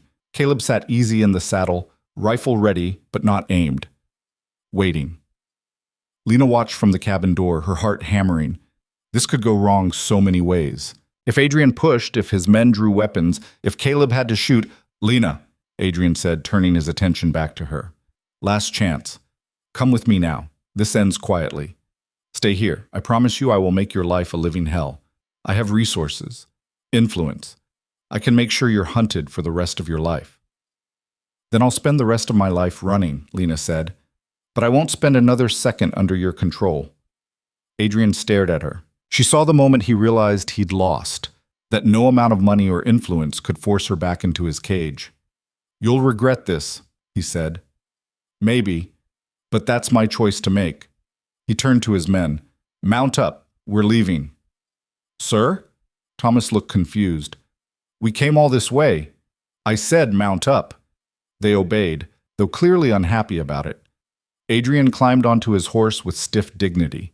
He looked down at Lena one last time. This isn't over, he said. Yes, it is.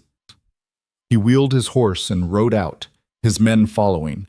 They disappeared into the trees, the sound of hoofbeats fading. Lena's legs gave out.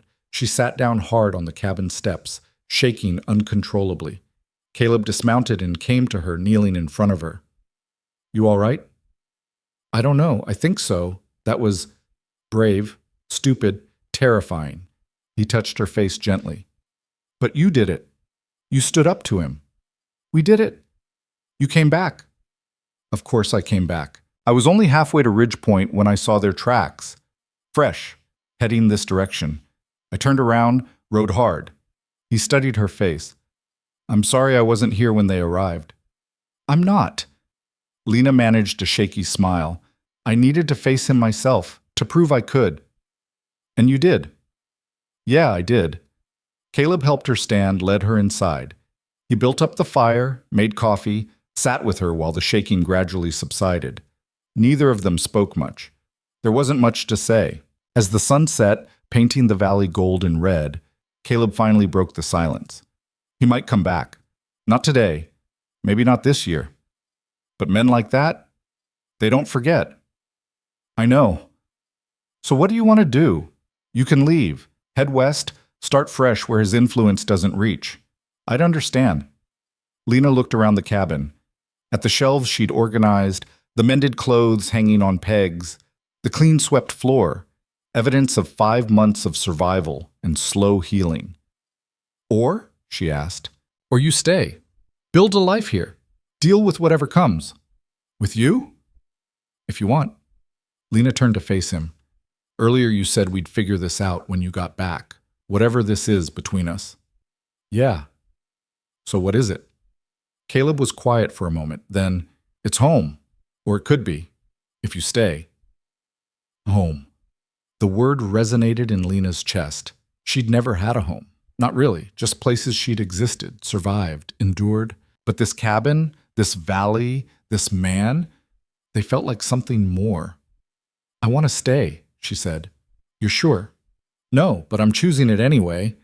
Caleb smiled, really smiled, rare and genuine. That's probably the smartest thing either of us has said. They spent the evening by the fire talking about practical things. What staying meant, what they'd need to do to prepare for another winter, how they'd split the work, the decisions.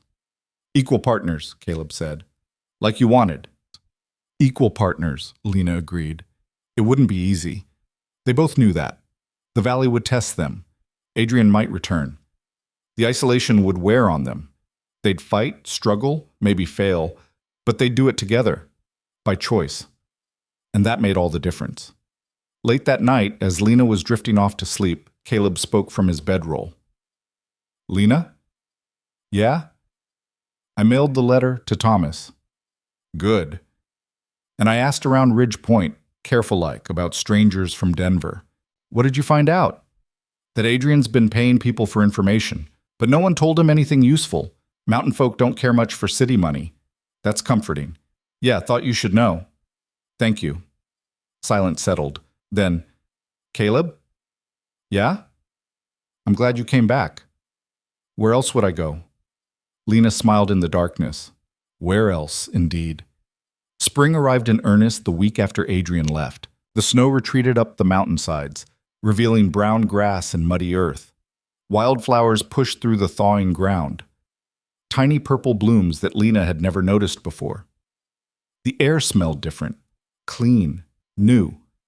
Caleb was restless. He spent long hours outside, repairing winter damage to the cabin, checking fence lines, scouting the valley. Lena recognized the signs. He was processing something, working through it physically because he couldn't do it any other way. She gave him space. Worked on her own projects. There was plenty to do. The garden plot needed clearing. Seeds needed planting. The cabin's roof had developed a leak during the thaw that required patching. A week passed. Then another. No word from Oregon. No sign of Adrienne's return. How long does mail take? Lena asked one evening. They were sitting outside on the steps, watching the sun set over the valley. The temperature had climbed to the 50s, practically tropical after months of winter. From Ridge Point to Oregon? 3 weeks? Maybe 4? Then 3 or 4 back. Caleb's jaw was tight. If he writes back at all, he will. You don't know that. No, but I choose to believe it. Caleb glanced at her. When did you become an optimist? When I realized pessimism wasn't keeping me any safer. She leaned against his shoulder. Hope's scary, but so is everything else. Can't argue with that. They sat in comfortable silence. A hawk circled overhead, hunting. In the distance, an elk bugled. The valley was waking up, coming alive after the long cold. I need to go to Ridge Point again, Caleb said. Check for mail, get supplies. We're low on coffee and flour. Lena's stomach clenched. When? Few days. Weather should hold. I'll come with you. He shook his head. Too risky. Adrienne might have men watching. So? I can't hide here forever. Not hiding, being smart. Caleb. She pulled back to look at him. I faced him down once. I can do it again, and I need to see Ridge Point, meet people, start existing in the world again. What if? No more what ifs, I'm going. He studied her face, then nodded slowly. All right, but we're careful. We go in, get what we need, get out. No lingering. Deal. They spent the next 2 days preparing. Caleb taught Lena to ride his spare horse, an older mare named Sage, who tolerated Lena's inexperience with patient resignation. Lena practiced until her thighs ached and she could manage basic walking and trotting without falling off. You're getting better, Caleb said on the second day. I'm getting less terrible. There's a difference. Take the compliment. Fine. Thank you. They rode out early on a clear morning. The trail was muddy but passable. Lena tried not to look at the spot where her wagon had gone over the edge 6 months ago. Failed. The broken pieces were still there, half buried in melting snow. You okay? Caleb asked. Yeah, just thinking about who I was then. And? I don't recognize her. Good. The ride to Ridgepoint took most of the day. Lena's muscles screamed by the time buildings appeared on the horizon. Ridgepoint was small, maybe 200 people, a single main street with a general store, saloon, marshal's office, and boarding house. Mountains rose on all sides, making it feel like the bottom of a bowl. People stared as they rode in. Caleb drew looks. He always did, apparently. But Lena drew more. A strange woman, dressed in men's clothes, riding beside the Valley Hermit. Ignore them, Caleb muttered. I am. They tied the horses outside the general store. Inside, a woman in her 50s stood behind the counter, gray hair pulled back in a severe bun. Her eyes narrowed when she saw Caleb. Rourke, didn't expect you down this early. Weather broke early. We need supplies. We? The woman's gaze shifted to Lena. Who's this? Lena. She's staying in the valley. Staying or hiding? Caleb's expression went flat. That's not your concern, Martha. It is if she brings trouble. Had a man through here 2 weeks back, city type, asking about a woman from Denver, offering money for information. Lena's blood chilled. What did you tell him? Martha looked her up and down. Told him I didn't know anything, same as everyone else in town. She paused. That the truth? You running from something? Lena met her eyes. I left a bad situation. I'm not going back. This bad situation have a name? Adrienne Voss. Recognition flickered across Martha's face. The mining man? Yes. Heard of him. Heard he's ruthless. Martha's expression softened slightly. You're brave or stupid, crossing a man like that. Probably both. Fair enough. Martha turned to Caleb. Your usual order? They spent an hour gathering supplies. Flour, coffee, sugar, dried beans. Salt. Ammunition. A few small luxuries, real tea, a tin of peaches, a bar of lavender soap that made Lena's eyes burn with unexpected emotion. You all right? Caleb asked quietly. I haven't smelled lavender since... She swallowed. It's nothing. I'm fine. He bought the soap without comment. As they were loading the horses, a man approached, late 30s, wearing a marshal's badge. This would be Cooper, Lena realized. Caleb, the man said. His voice was neutral, giving nothing away. Marshal? Heard you had visitors out at your place. News travels fast. Small town. People talk. Cooper's eyes moved to Lena. You must be the woman Voss is looking for. Lena's hand moved instinctively toward the knife at her belt. Cooper noticed, held up his hands. Easy. I'm not here to arrest you. Just want to understand the situation. What situation? Caleb's voice was hard. Voss filed a complaint with the territorial governor. Says this woman stole from him, assaulted him. He's pushing for a warrant that extends beyond Denver jurisdiction. Will it work? Lena asked. Might. Depends on how much pressure he applies, how much money he spreads around. Cooper studied her. You want to tell me your side? Lena glanced at Caleb. He gave a small nod. She told Cooper the truth. Not all of it. Some things were too personal, too raw, but enough. Adrienne's control, the isolation, the moment she'd fought back, her flight into the mountains. Cooper listened without interrupting. When she finished, he was quiet for a long moment. That's a hard story, he said finally. It's the truth. I believe you, but belief doesn't change the law. If the territorial governor issues a warrant, I'll have to enforce it. Even if it's unjust? Even then, my job isn't to decide what's just. It's to uphold the law. He paused. That said, warrants take time, paperwork, bureaucracy. Could be months before anything official comes through. And if something were to happen to delay it further, paperwork getting lost, witnesses becoming unavailable, well, these things happen. Lena's chest tightened with hope. You do that? I didn't say I'd do anything. I'm just saying the territorial government is slow and mistakes get made. Cooper tipped his hat. You folks have a safe ride back. He walked away before either of them could respond. That was unexpected, Lena said. Cooper's decent. Doesn't happen often with lawmen. Caleb checked the saddlebags one more time. We should go, before anyone else decides to have a conversation. They rode out as the sun was setting. The trip back seemed longer, maybe because Lena was exhausted, maybe because her mind was racing. Adrienne was still pursuing her, still trying to force her back under his control. But she wasn't alone anymore. People were helping. Martha, Cooper, the unnamed folks who'd refused Adrienne's money. The valley was protecting her, in its way. "What are you thinking?" Caleb asked as they climbed into the higher elevations. "That I'm tired of running, of looking over my shoulder, of waiting for Adrienne to make his next move." "What's the alternative?" "I don't know. Fight back, maybe. Make it too expensive for him to keep chasing me." "How?" "I have no idea." They rode in silence for a while. Then Caleb said, "There might be a way to make him back off." "I'm listening." "Men like Voss care about reputation, public image. What if we made it known what he did to you, not just here in Denver, where his business associates are, where it would actually hurt him? Who'd believe me over him?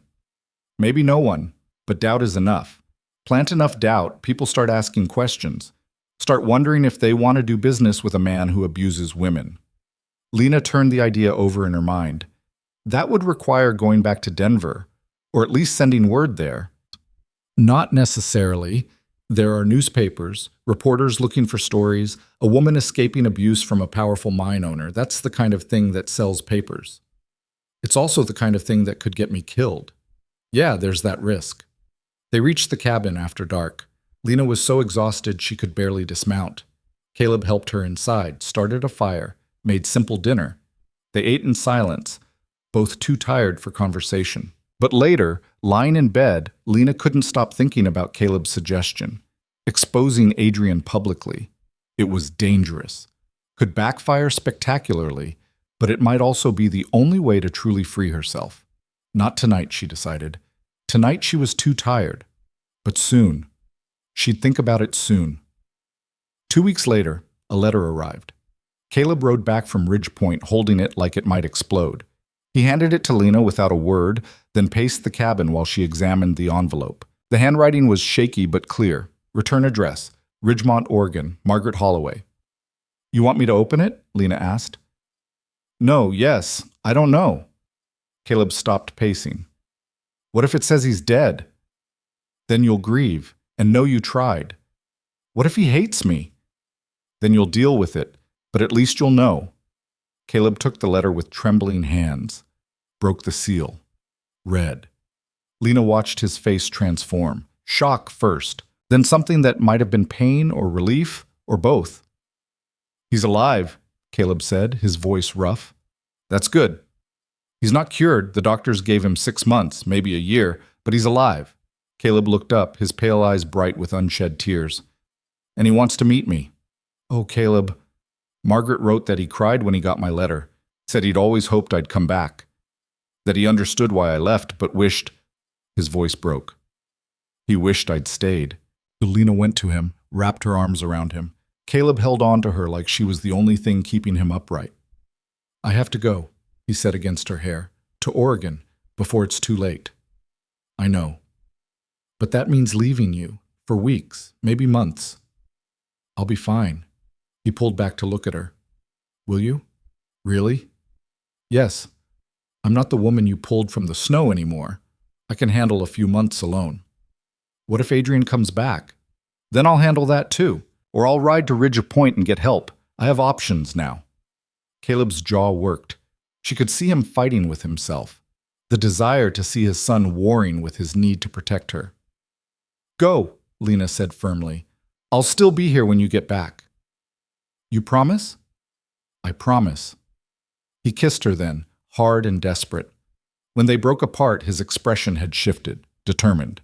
"I'll leave in a week. Need to prepare, arrange things." "What do you need me to do?" "Be ready to survive on your own. I'll show you everything.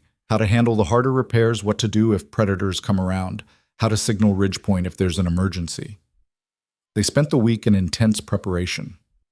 Caleb taught Lena things he'd been handling himself, complex repairs, difficult shots with the rifle, tracking and hunting larger game. She absorbed it all, practiced until her hands were calloused and her shoulders ached from rifle recoil. "You're a quick study," Caleb said after she successfully brought down a deer. "Good teacher," Lena replied, echoing their old exchange. Better student. The night before he left, they didn't sleep, just talked, about everything and nothing.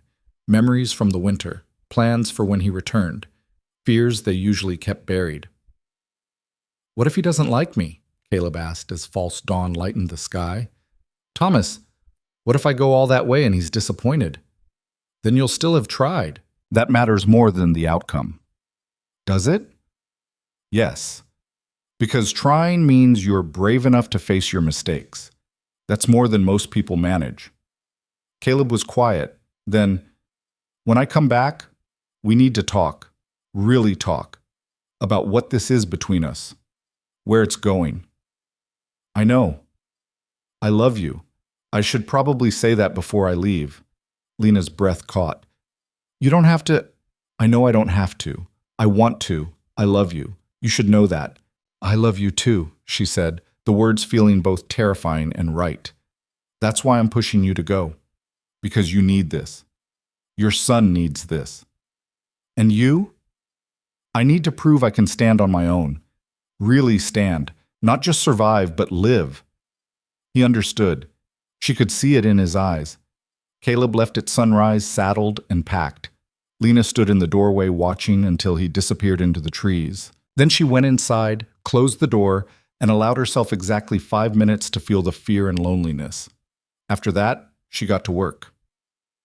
The days fell into a rhythm. Lena woke with the sun, tended the garden, checked traps, hunted when the larder ran low. She made repairs to the cabin, improved the fence line, expanded the storage shed, kept herself busy. But the nights were long. She'd grown accustomed to Caleb's presence, his breathing, his occasional movements, the simple knowledge that someone else was there. Now the cabin felt cavernous, every shadow a potential threat. She slept with the rifle within reach, jumped at noises, checked the perimeter obsessively. After a week, she forced herself to stop. This was the old fear talking, Adrienne's conditioning, the belief that she couldn't handle danger alone. She could. She had. She would continue to. 3 weeks after Caleb left, Lena was in the garden when she heard a horse approaching. Her heart seized. She grabbed the rifle from where she'd left it leaning against the cabin and positioned herself behind a tree. The rider emerged from the forest. Not Adrienne. A woman, maybe 30, dark hair pulled back in a practical braid. She rode easily, like someone comfortable in the saddle. "Hello?" the woman called. "Anyone home?" Lena stepped out, rifle lowered but ready. "Who are you?" "Sarah Kemp. I'm looking for Caleb Rourke. This is his place, right?" Sarah. The woman who'd left the sewing kit, who Caleb had driven away with his controlling behavior 5 years ago. "He's not here," Lena said carefully. "When will he be back?" "Few weeks. Maybe more. He's in Oregon." Sarah dismounted, studied Lena with open curiosity. "And you are?" "Lena, I'm..." What was she? Partner seemed presumptuous. Friend felt inadequate. "I live here." Ah, understanding crossed Sarah's face. So Caleb finally found someone willing to put up with him. "We put up with each other." Sarah laughed. It was a warm sound, genuine. "That's probably healthier. Can I water my horse? I've been riding since dawn." "Of course." Lena led her to the stream. Sarah let her horse drink while studying the valley with what looked like nostalgia. "I lived here for 2 years," she said. "Beautiful place. Brutal, but beautiful. Why did you come back?" "To return something I borrowed when I left." Sarah pulled a book from her saddlebag. Poetry collection. Belonged to Caleb's mother. I felt guilty about taking it for 5 years. Lena took the book. The cover was worn, pages dog-eared, clearly well-loved. "He'll appreciate getting it back." "Will he?" Sarah's expression turned wry. "I wasn't sure he'd want anything from me." "Why not?" "Because I left badly. No warning, just a note. It was cruel." "You were suffocating." Sarah's eyebrows rose. "He told you about that?" "Some. Enough to understand." "Interesting. The Caleb I knew didn't talk about feelings." Sarah paused. "You're good for him. I can tell." "How?" "The garden, the improvements to the cabin, the fact that he's in Oregon visiting his son instead of hiding here." She smiled. "The old Caleb would never have left the valley. too afraid something would go wrong if he wasn't watching over everything. People change. They do, if they want to badly enough. Sarah remounted her horse. Tell him I stopped by, and that I'm glad he found someone. I will. Sarah rode out. Lena stood holding the poetry book, turning the encounter over in her mind. Sarah had seemed happy, healed, like leaving Caleb had been the right choice for her, but she'd also seemed genuinely pleased that he'd moved on, found something healthier. That night, Lena read the poetry by firelight. Most of it was old, Byron, Shelley, Wordsworth. But pressed between the pages, she found a handwritten poem in what must have been Caleb's mother's hand. It was about mountains and solitude and finding peace in wild places. She understood why Caleb had come here, why he'd stayed, and she understood why she was staying too. A month after Caleb left, Marshal Cooper rode up to the cabin. Lena's heart hammered as she watched him approach, but his expression was neutral. Miss Lena, he said, tipping his hat. Marshal, what brings you out here? News, thought you'd want to hear it directly. He dismounted, accepted her offer of coffee. Inside the cabin, he settled at the table with a sigh. Adrienne Voss withdrew his complaint. Lena's cup froze halfway to her mouth. What? 2 days ago. Sent word to the territorial governor that he was dropping all charges. Said it was a misunderstanding. Why would he? Because the Denver Herald ran a story. Anonymous source provided details about Voss's treatment of household staff. Named you specifically. Described what you went through. Cooper sipped his coffee. Story didn't outright accuse him of anything illegal, but it asked questions. Suggested maybe the great Adrienne Voss wasn't as upstanding as he appeared. Who? Anonymous source. Could have been anyone. A reporter with good instincts. Someone who knew your story and decided it needed telling. Cooper's expression was carefully blank. These things happen. Lena's mind raced. She hadn't contacted any reporters. Hadn't told anyone in Denver her story except Martha. Or maybe Cooper himself. Or any of the people in Ridgepoint who'd heard whispers and decided to act. The warrant's gone, Cooper continued. Officially, you're free to go anywhere. Denver, if you wanted. Not that I'd recommend it. I don't want to go back to Denver. Didn't think so. But you should know, you're free. Really free. After Cooper left, Lena sat on the cabin steps watching the sun set. Free. The word echoed in her mind. No warrant, no charges, no legal reason Adrienne could use to force her back. She'd won, not by running or hiding, but by other people choosing to stand with her, to tell her truth when she couldn't tell it herself. The weight she'd been carrying for 7 months, since that night she'd fled Denver, finally lifted. She breathed deeply, tasting the clean mountain air, feeling the solid earth beneath her feet. Free. She was free. Caleb returned 6 weeks after he'd left, looking exhausted and lighter all at once. Lena saw him coming from half a mile away and met him at the tree line. He dismounted stiffly, pulled her into his arms without a word. They stood like that for a long time, just holding each other. How is he? Lena asked finally. Dying, but happy. Caleb's voice was rough. We had 4 weeks together, talked about everything. He's sharp, funny, brave. He doesn't hate me. He wanted to know me before... His voice broke. Lena held him tighter. I'm so glad you went. Me too. It was hard, painful, but I needed it. He pulled back to look at her. And you? You're all right? Better than all right. Come inside. I have things to tell you.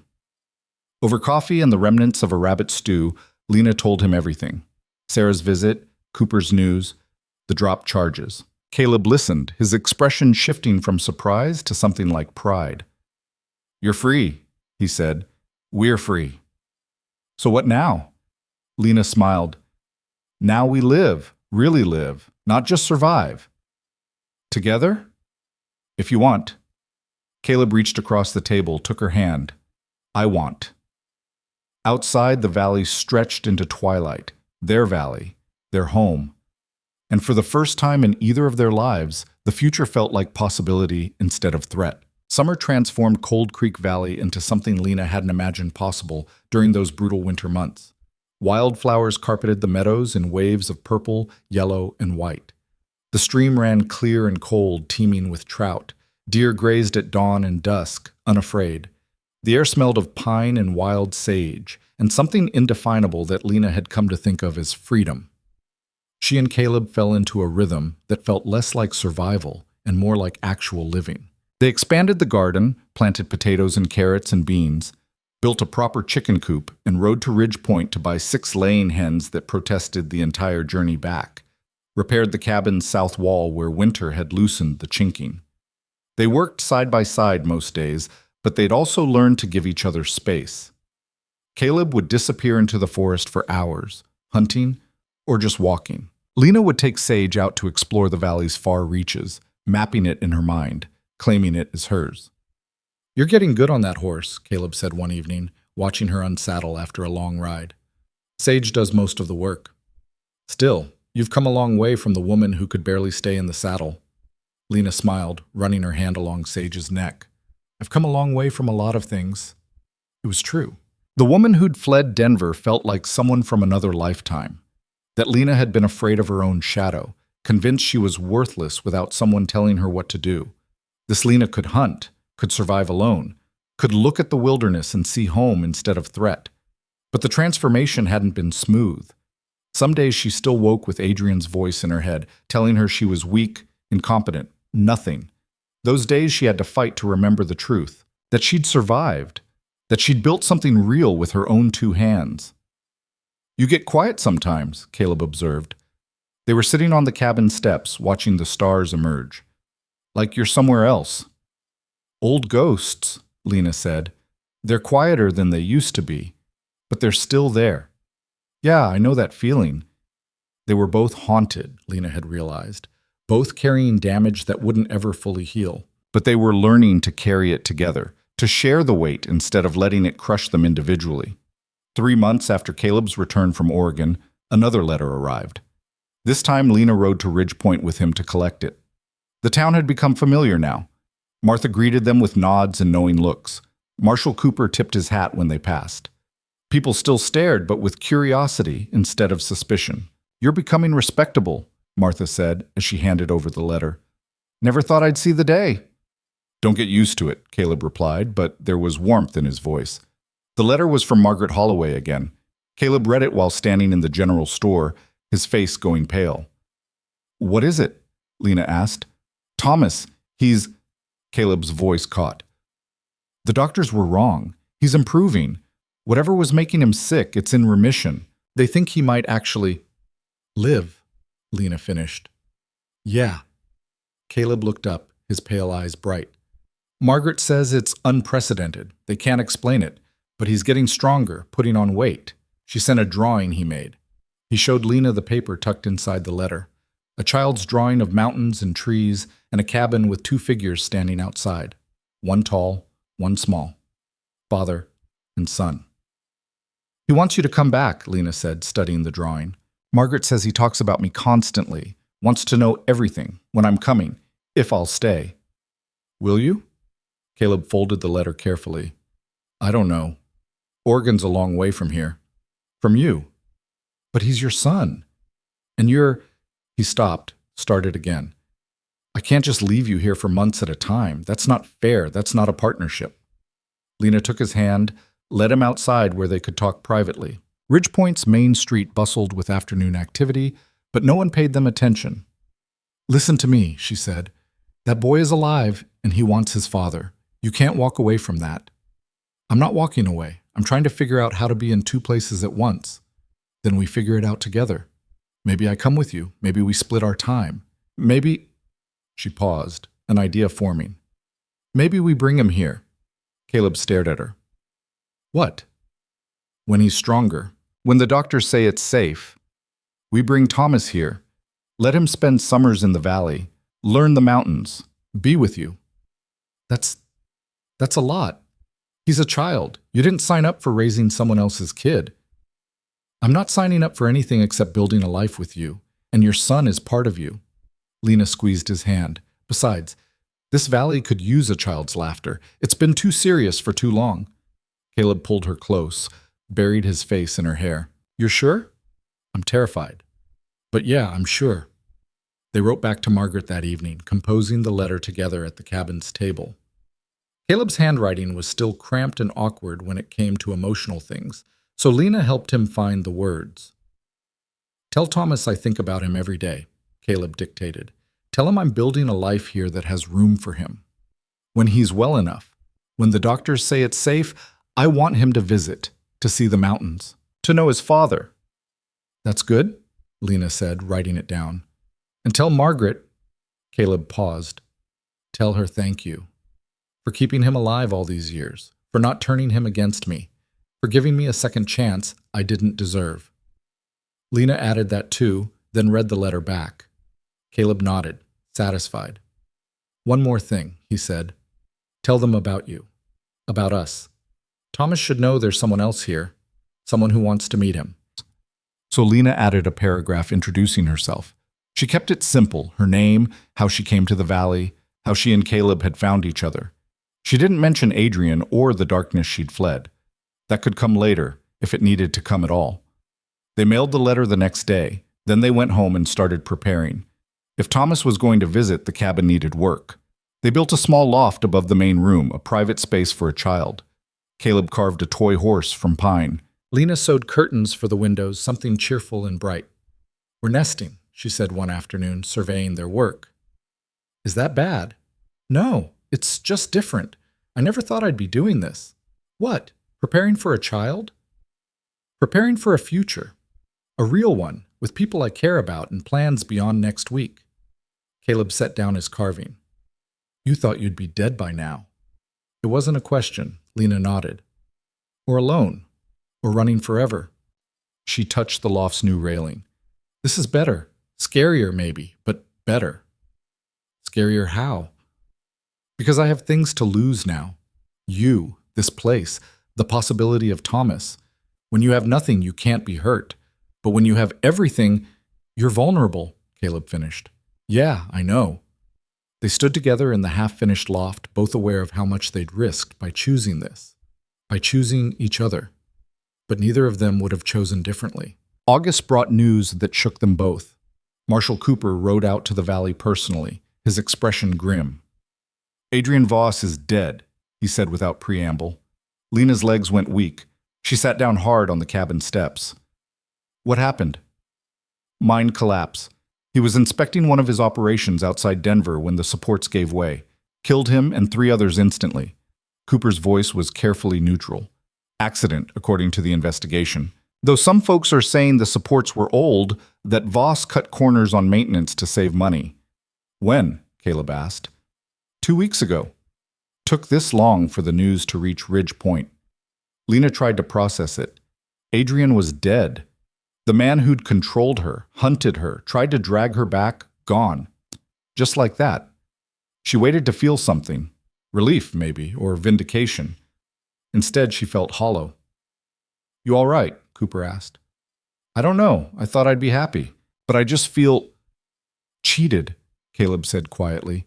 "Like you didn't get to see him face real consequences." "Yeah." Cooper shifted his weight. "For what it's worth, his reputation was already ruined before he died.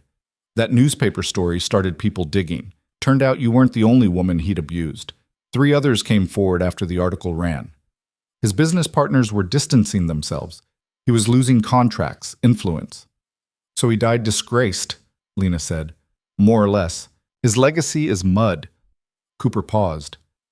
"There's one more thing. His will. He left a small sum to you." Lena's head snapped up.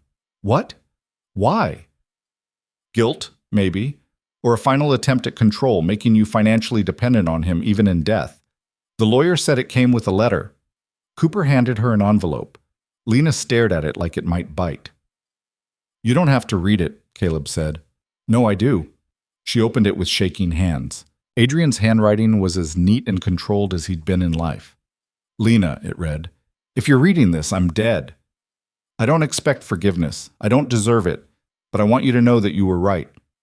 I was cruel. Controlling. I told myself it was protection, but it was fear. Fear of being alone. Fear of being vulnerable. Fear of admitting I was capable of love and equally capable of destroying it. You escaped. I'm glad. You deserve better than what I gave you. The money is yours without conditions. Use it to build the life I tried to prevent you from having. Adrienne. Lena read it twice, then handed it to Caleb. He scanned it, his jaw tight. He doesn't get to be redeemed, he said, not with a letter and some money.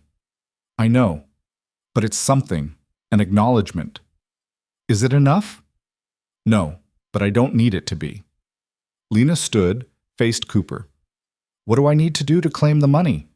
Sign some papers, I can arrange it. Cooper studied her. It's a substantial sum, enough to buy land, build a bigger cabin, live comfortably for years. Lena looked at Caleb. What do you think? It's your choice. Your money. Our money, if we're partners. Something shifted in Caleb's expression. You're sure? I'm sure. They used Adrienne's money carefully, bought proper livestock, 2 cows, a breeding pair of pigs, more chickens, purchased quality tools, supplies they'd been making do without, set aside funds for emergencies. But Lena insisted on one other thing. I want to help other women, she told Caleb. Women running from situations like mine. We have space here, resources. We could offer shelter, a place to hide until they figure out what's next. Caleb was quiet for a long moment. That would mean people knowing about this place. About us. No more isolation. I know. And I know that's not what you came here for. If you can't, I didn't come here for isolation. I came here to hide from my mistakes, but I'm not hiding anymore. He took her hand. If you want to help people, we help people. They started small. Word spread quietly through women's networks, boarding house keepers, sympathetic marshals, a few brave newspaper reporters. A place in the mountains. No questions asked. Safety for as long as needed. The first woman arrived in September. She was younger than Lena, barely 20, with a black eye and a split lip. She stayed 3 weeks, helping with the harvest, slowly relaxing. When she left, she hugged Lena fiercely. Thank you for showing me I could survive, she whispered. You already knew that, Lena replied. You just needed space to remember. More women came. Some stayed days, some weeks. A few decided to settle in Ridge Point, starting fresh with the skills they'd learned in the valley. Caleb taught them to hunt and track. Lena taught them to trust themselves again. It was hard work, emotionally exhausting. Some nights Lena lay awake remembering her own fear, her own desperate flight. But it was also healing. Every woman who left stronger than she'd arrived felt like evidence that darkness didn't have to win. October brought the first snow and a telegram that sent Caleb racing to the cabin where Lena was preserving the last of the garden vegetables. Thomas is coming, he said breathlessly. Margaret says the doctors cleared him for travel. They'll arrive next month. Lena set down her knife. Next month? That's soon. Too soon? No, perfect timing. She smiled, though nerves fluttered in her stomach. We'll be snowed in by December. He'll get to experience real winter. Are you scared? Terrified. What if he doesn't like me? What if I'm terrible with children? You won't be. Caleb pulled her close. And even if you are, we'll figure it out, like everything else. They spent the next month preparing obsessively.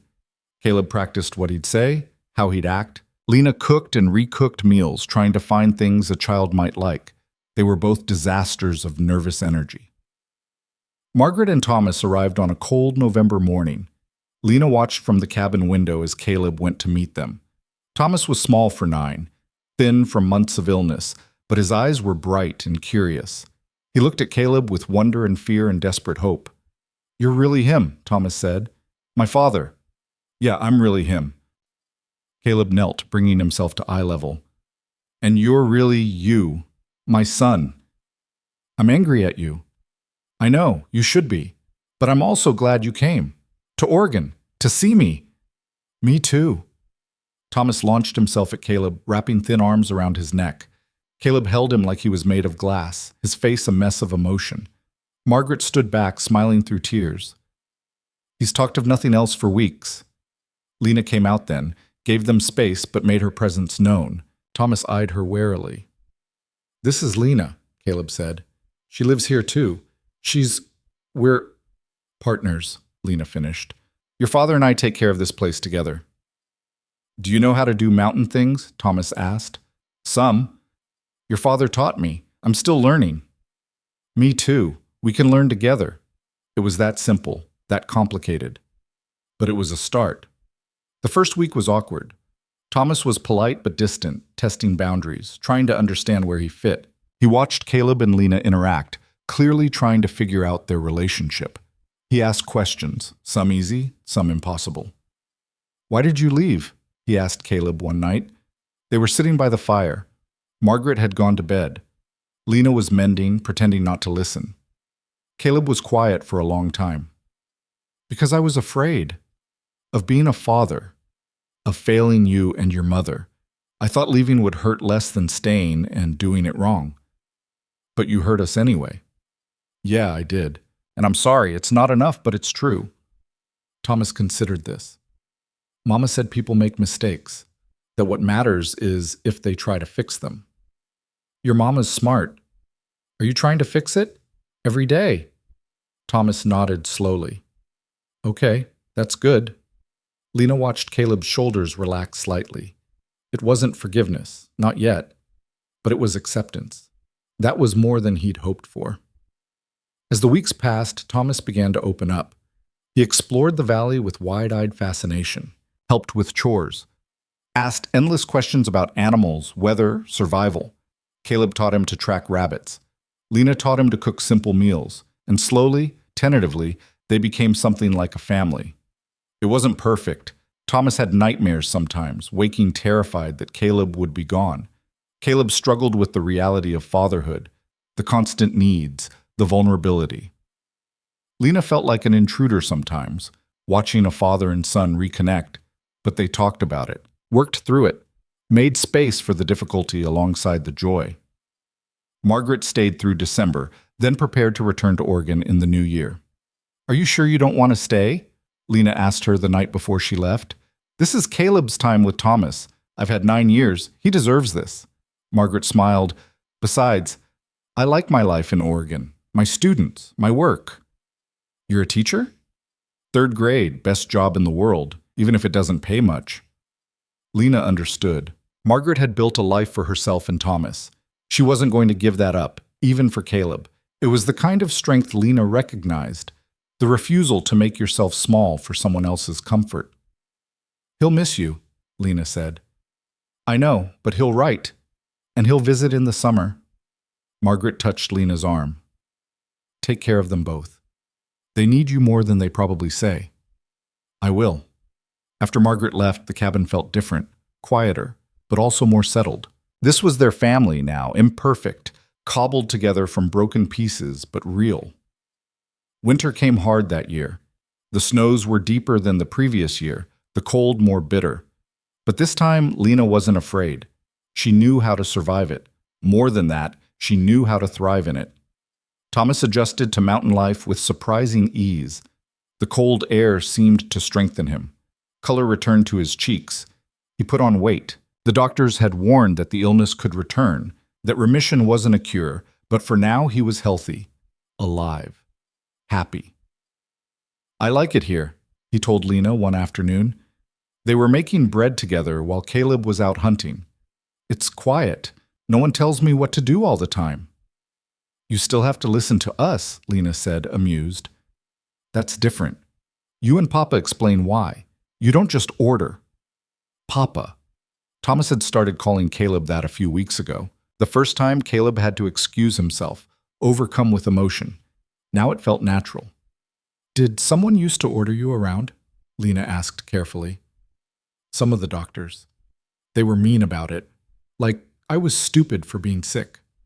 Thomas punched the dough with unnecessary force. "One of them said I'd probably die anyway, so why bother trying?" Lena's hand stilled. "That's a terrible thing to say to a child." "Yeah, Mama got really mad. We didn't see that doctor anymore." "Good. You deserved better."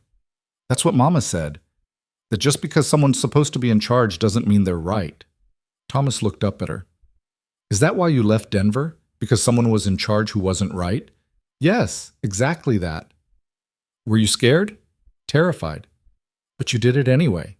"I did it anyway." Thomas nodded, satisfied. He returned to his bread kneading with fierce concentration. Lena watched him, this small person who'd already survived so much, and felt a fierce protectiveness rise in her chest. She'd never expected to feel this way about a child, had never planned for it. But Thomas had worked his way into her heart without asking permission. Family, she'd learned, wasn't about blood. It was about choice, about showing up day after day through difficulty and doubt, and choosing each other anyway. Spring returned, bringing Margaret back for a brief visit. She and Caleb talked about Thomas's future, where he'd go to school, how they'd split his time between Oregon and the Valley. He should have both, Margaret said. Education and wilderness, structure and freedom. He needs balance. Agreed, Caleb said. What if we do summers here, school year in Oregon, until he's old enough to choose for himself? Margaret nodded. That could work. They asked Thomas what he wanted. He thought about it seriously. I want to learn regular school things, he said, reading and numbers and history, but I also want to learn Papa's things, hunting and tracking and how to survive. Can I do both? You can do both, Lena assured him. So they made a plan. Thomas would return to Oregon with Margaret in May, attend school through the winter, come back each summer. It wouldn't be easy, the separation would hurt all of them, but it was the right choice for Thomas, and that's what mattered. The day Margaret and Thomas left, Caleb was quiet. He'd said his goodbyes that morning, holding Thomas for a long time before letting go. He'll be back, Lena reminded him as they watched the trail long after the riders had disappeared. I know, doesn't make it easier. No, but you're doing the right thing, letting him have both lives instead of forcing him to choose. Doesn't feel like enough. It's more than you had with your own father, more than he had from you before. That counts. Caleb nodded, but his eyes were wet. That night, lying together in the darkness, he spoke quietly. I'm afraid I'll lose him again. That something will happen and he won't come back. That could happen. Life doesn't come with guarantees. Lena found his hand, squeezed it. But you can't protect him by pulling away. You tried that once. It didn't work. So I just trust. We both just trust.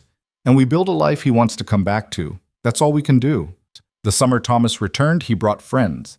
2 boys from his school whose parents had agreed to let them spend a month in the mountains. The cabin filled with noise and chaos and laughter. Caleb taught all 3 boys to fish, to track, to read the weather. Lena taught them to cook, to identify edible plants, to mend their own clothes. It was exhausting, wonderful, nothing either of them had planned. We're running a camp, Caleb said one night after the boys had finally fallen asleep in the loft. Seems like it. You hate it. I don't hate it. I'm just tired. We could send them home early. Lena considered it. The easy answer would be yes, return to their quiet, controlled life. But she thought about Thomas's face when he was teaching his friends to set snares. The pride. The belonging.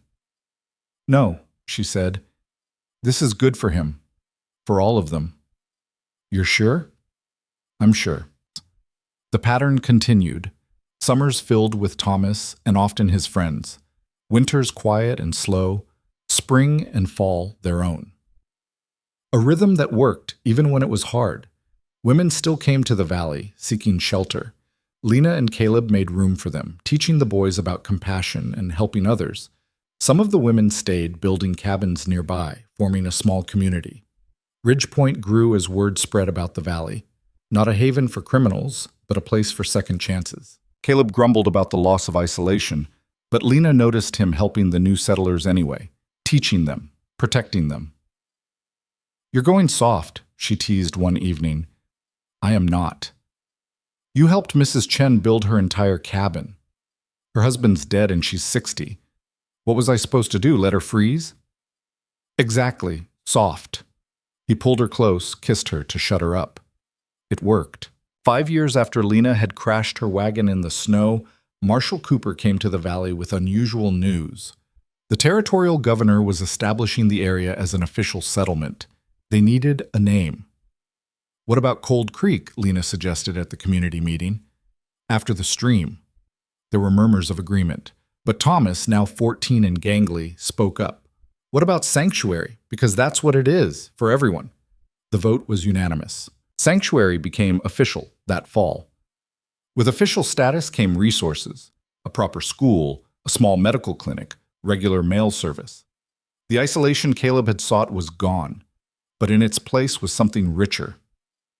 Lena stood on the cabin porch one October morning, watching the settlement wake up, smoke rising from a dozen chimneys, children playing in the square, women hanging laundry, men heading out to tend livestock. This was her doing, partially, hers and Caleb's. They'd created something bigger than survival. They'd built possibility. "Regret it?" Caleb asked, joining her with 2 cups of coffee. "Which part?" "All of it. Staying, building this, letting the world in." Lena thought about the woman she'd been, fleeing into the wilderness with nothing but fear and desperate hope. She'd wanted to disappear, to become invisible. Instead, she'd become visible, real, whole. "No regrets?" she said. "Not even the hard parts?" "Especially not the hard parts. They're what made it real." Caleb was quiet, watching the settlement. "Thomas wants to come back, after he finishes school, says he wants to be a doctor, practice here." "What did you say?" "That it was his choice, that we'd support whatever he decided." "Good answer. Learn from the best." They stood together as the sun climbed higher, warming the valley. In the distance, mountains rose against impossible blue sky, the same mountains that had nearly killed Lena. That had saved her. "I love you," Caleb said quietly, "in case I don't say it enough." "You say it plenty, but I'll never get tired of hearing it." "Good, because I'm not planning to stop." Lena leaned into him, feeling the solid warmth of his presence. This man who'd pulled her from the snow, who'd taught her to survive, who'd learned alongside her how to do more than just survive, how to live, really live. The path from that frozen night to this warm morning hadn't been straight. It had twisted through fear and pain and uncertainty, through choices that terrified them and moments that almost broke them. But they'd walked it anyway, together. And standing there on the porch of their cabin, watching the community they'd helped build wake to a new day, Lena understood something profound. Freedom wasn't just the absence of chains, it was the presence of choice. The ability to decide who you'd be, who you'd love, what you'd build. It was waking up each morning and choosing to stay because you wanted to, not because you had to. She'd chosen this life, this man, this place, and she'd keep choosing them day after day for as long as she had breath. Not because it was easy, but because it was hers. And that made all the difference. Thomas came home for good 3 years later, medical degree in hand and a wife named Clara at his side. They built a clinic at the edge of Sanctuary, serving the valley and the settlements beyond.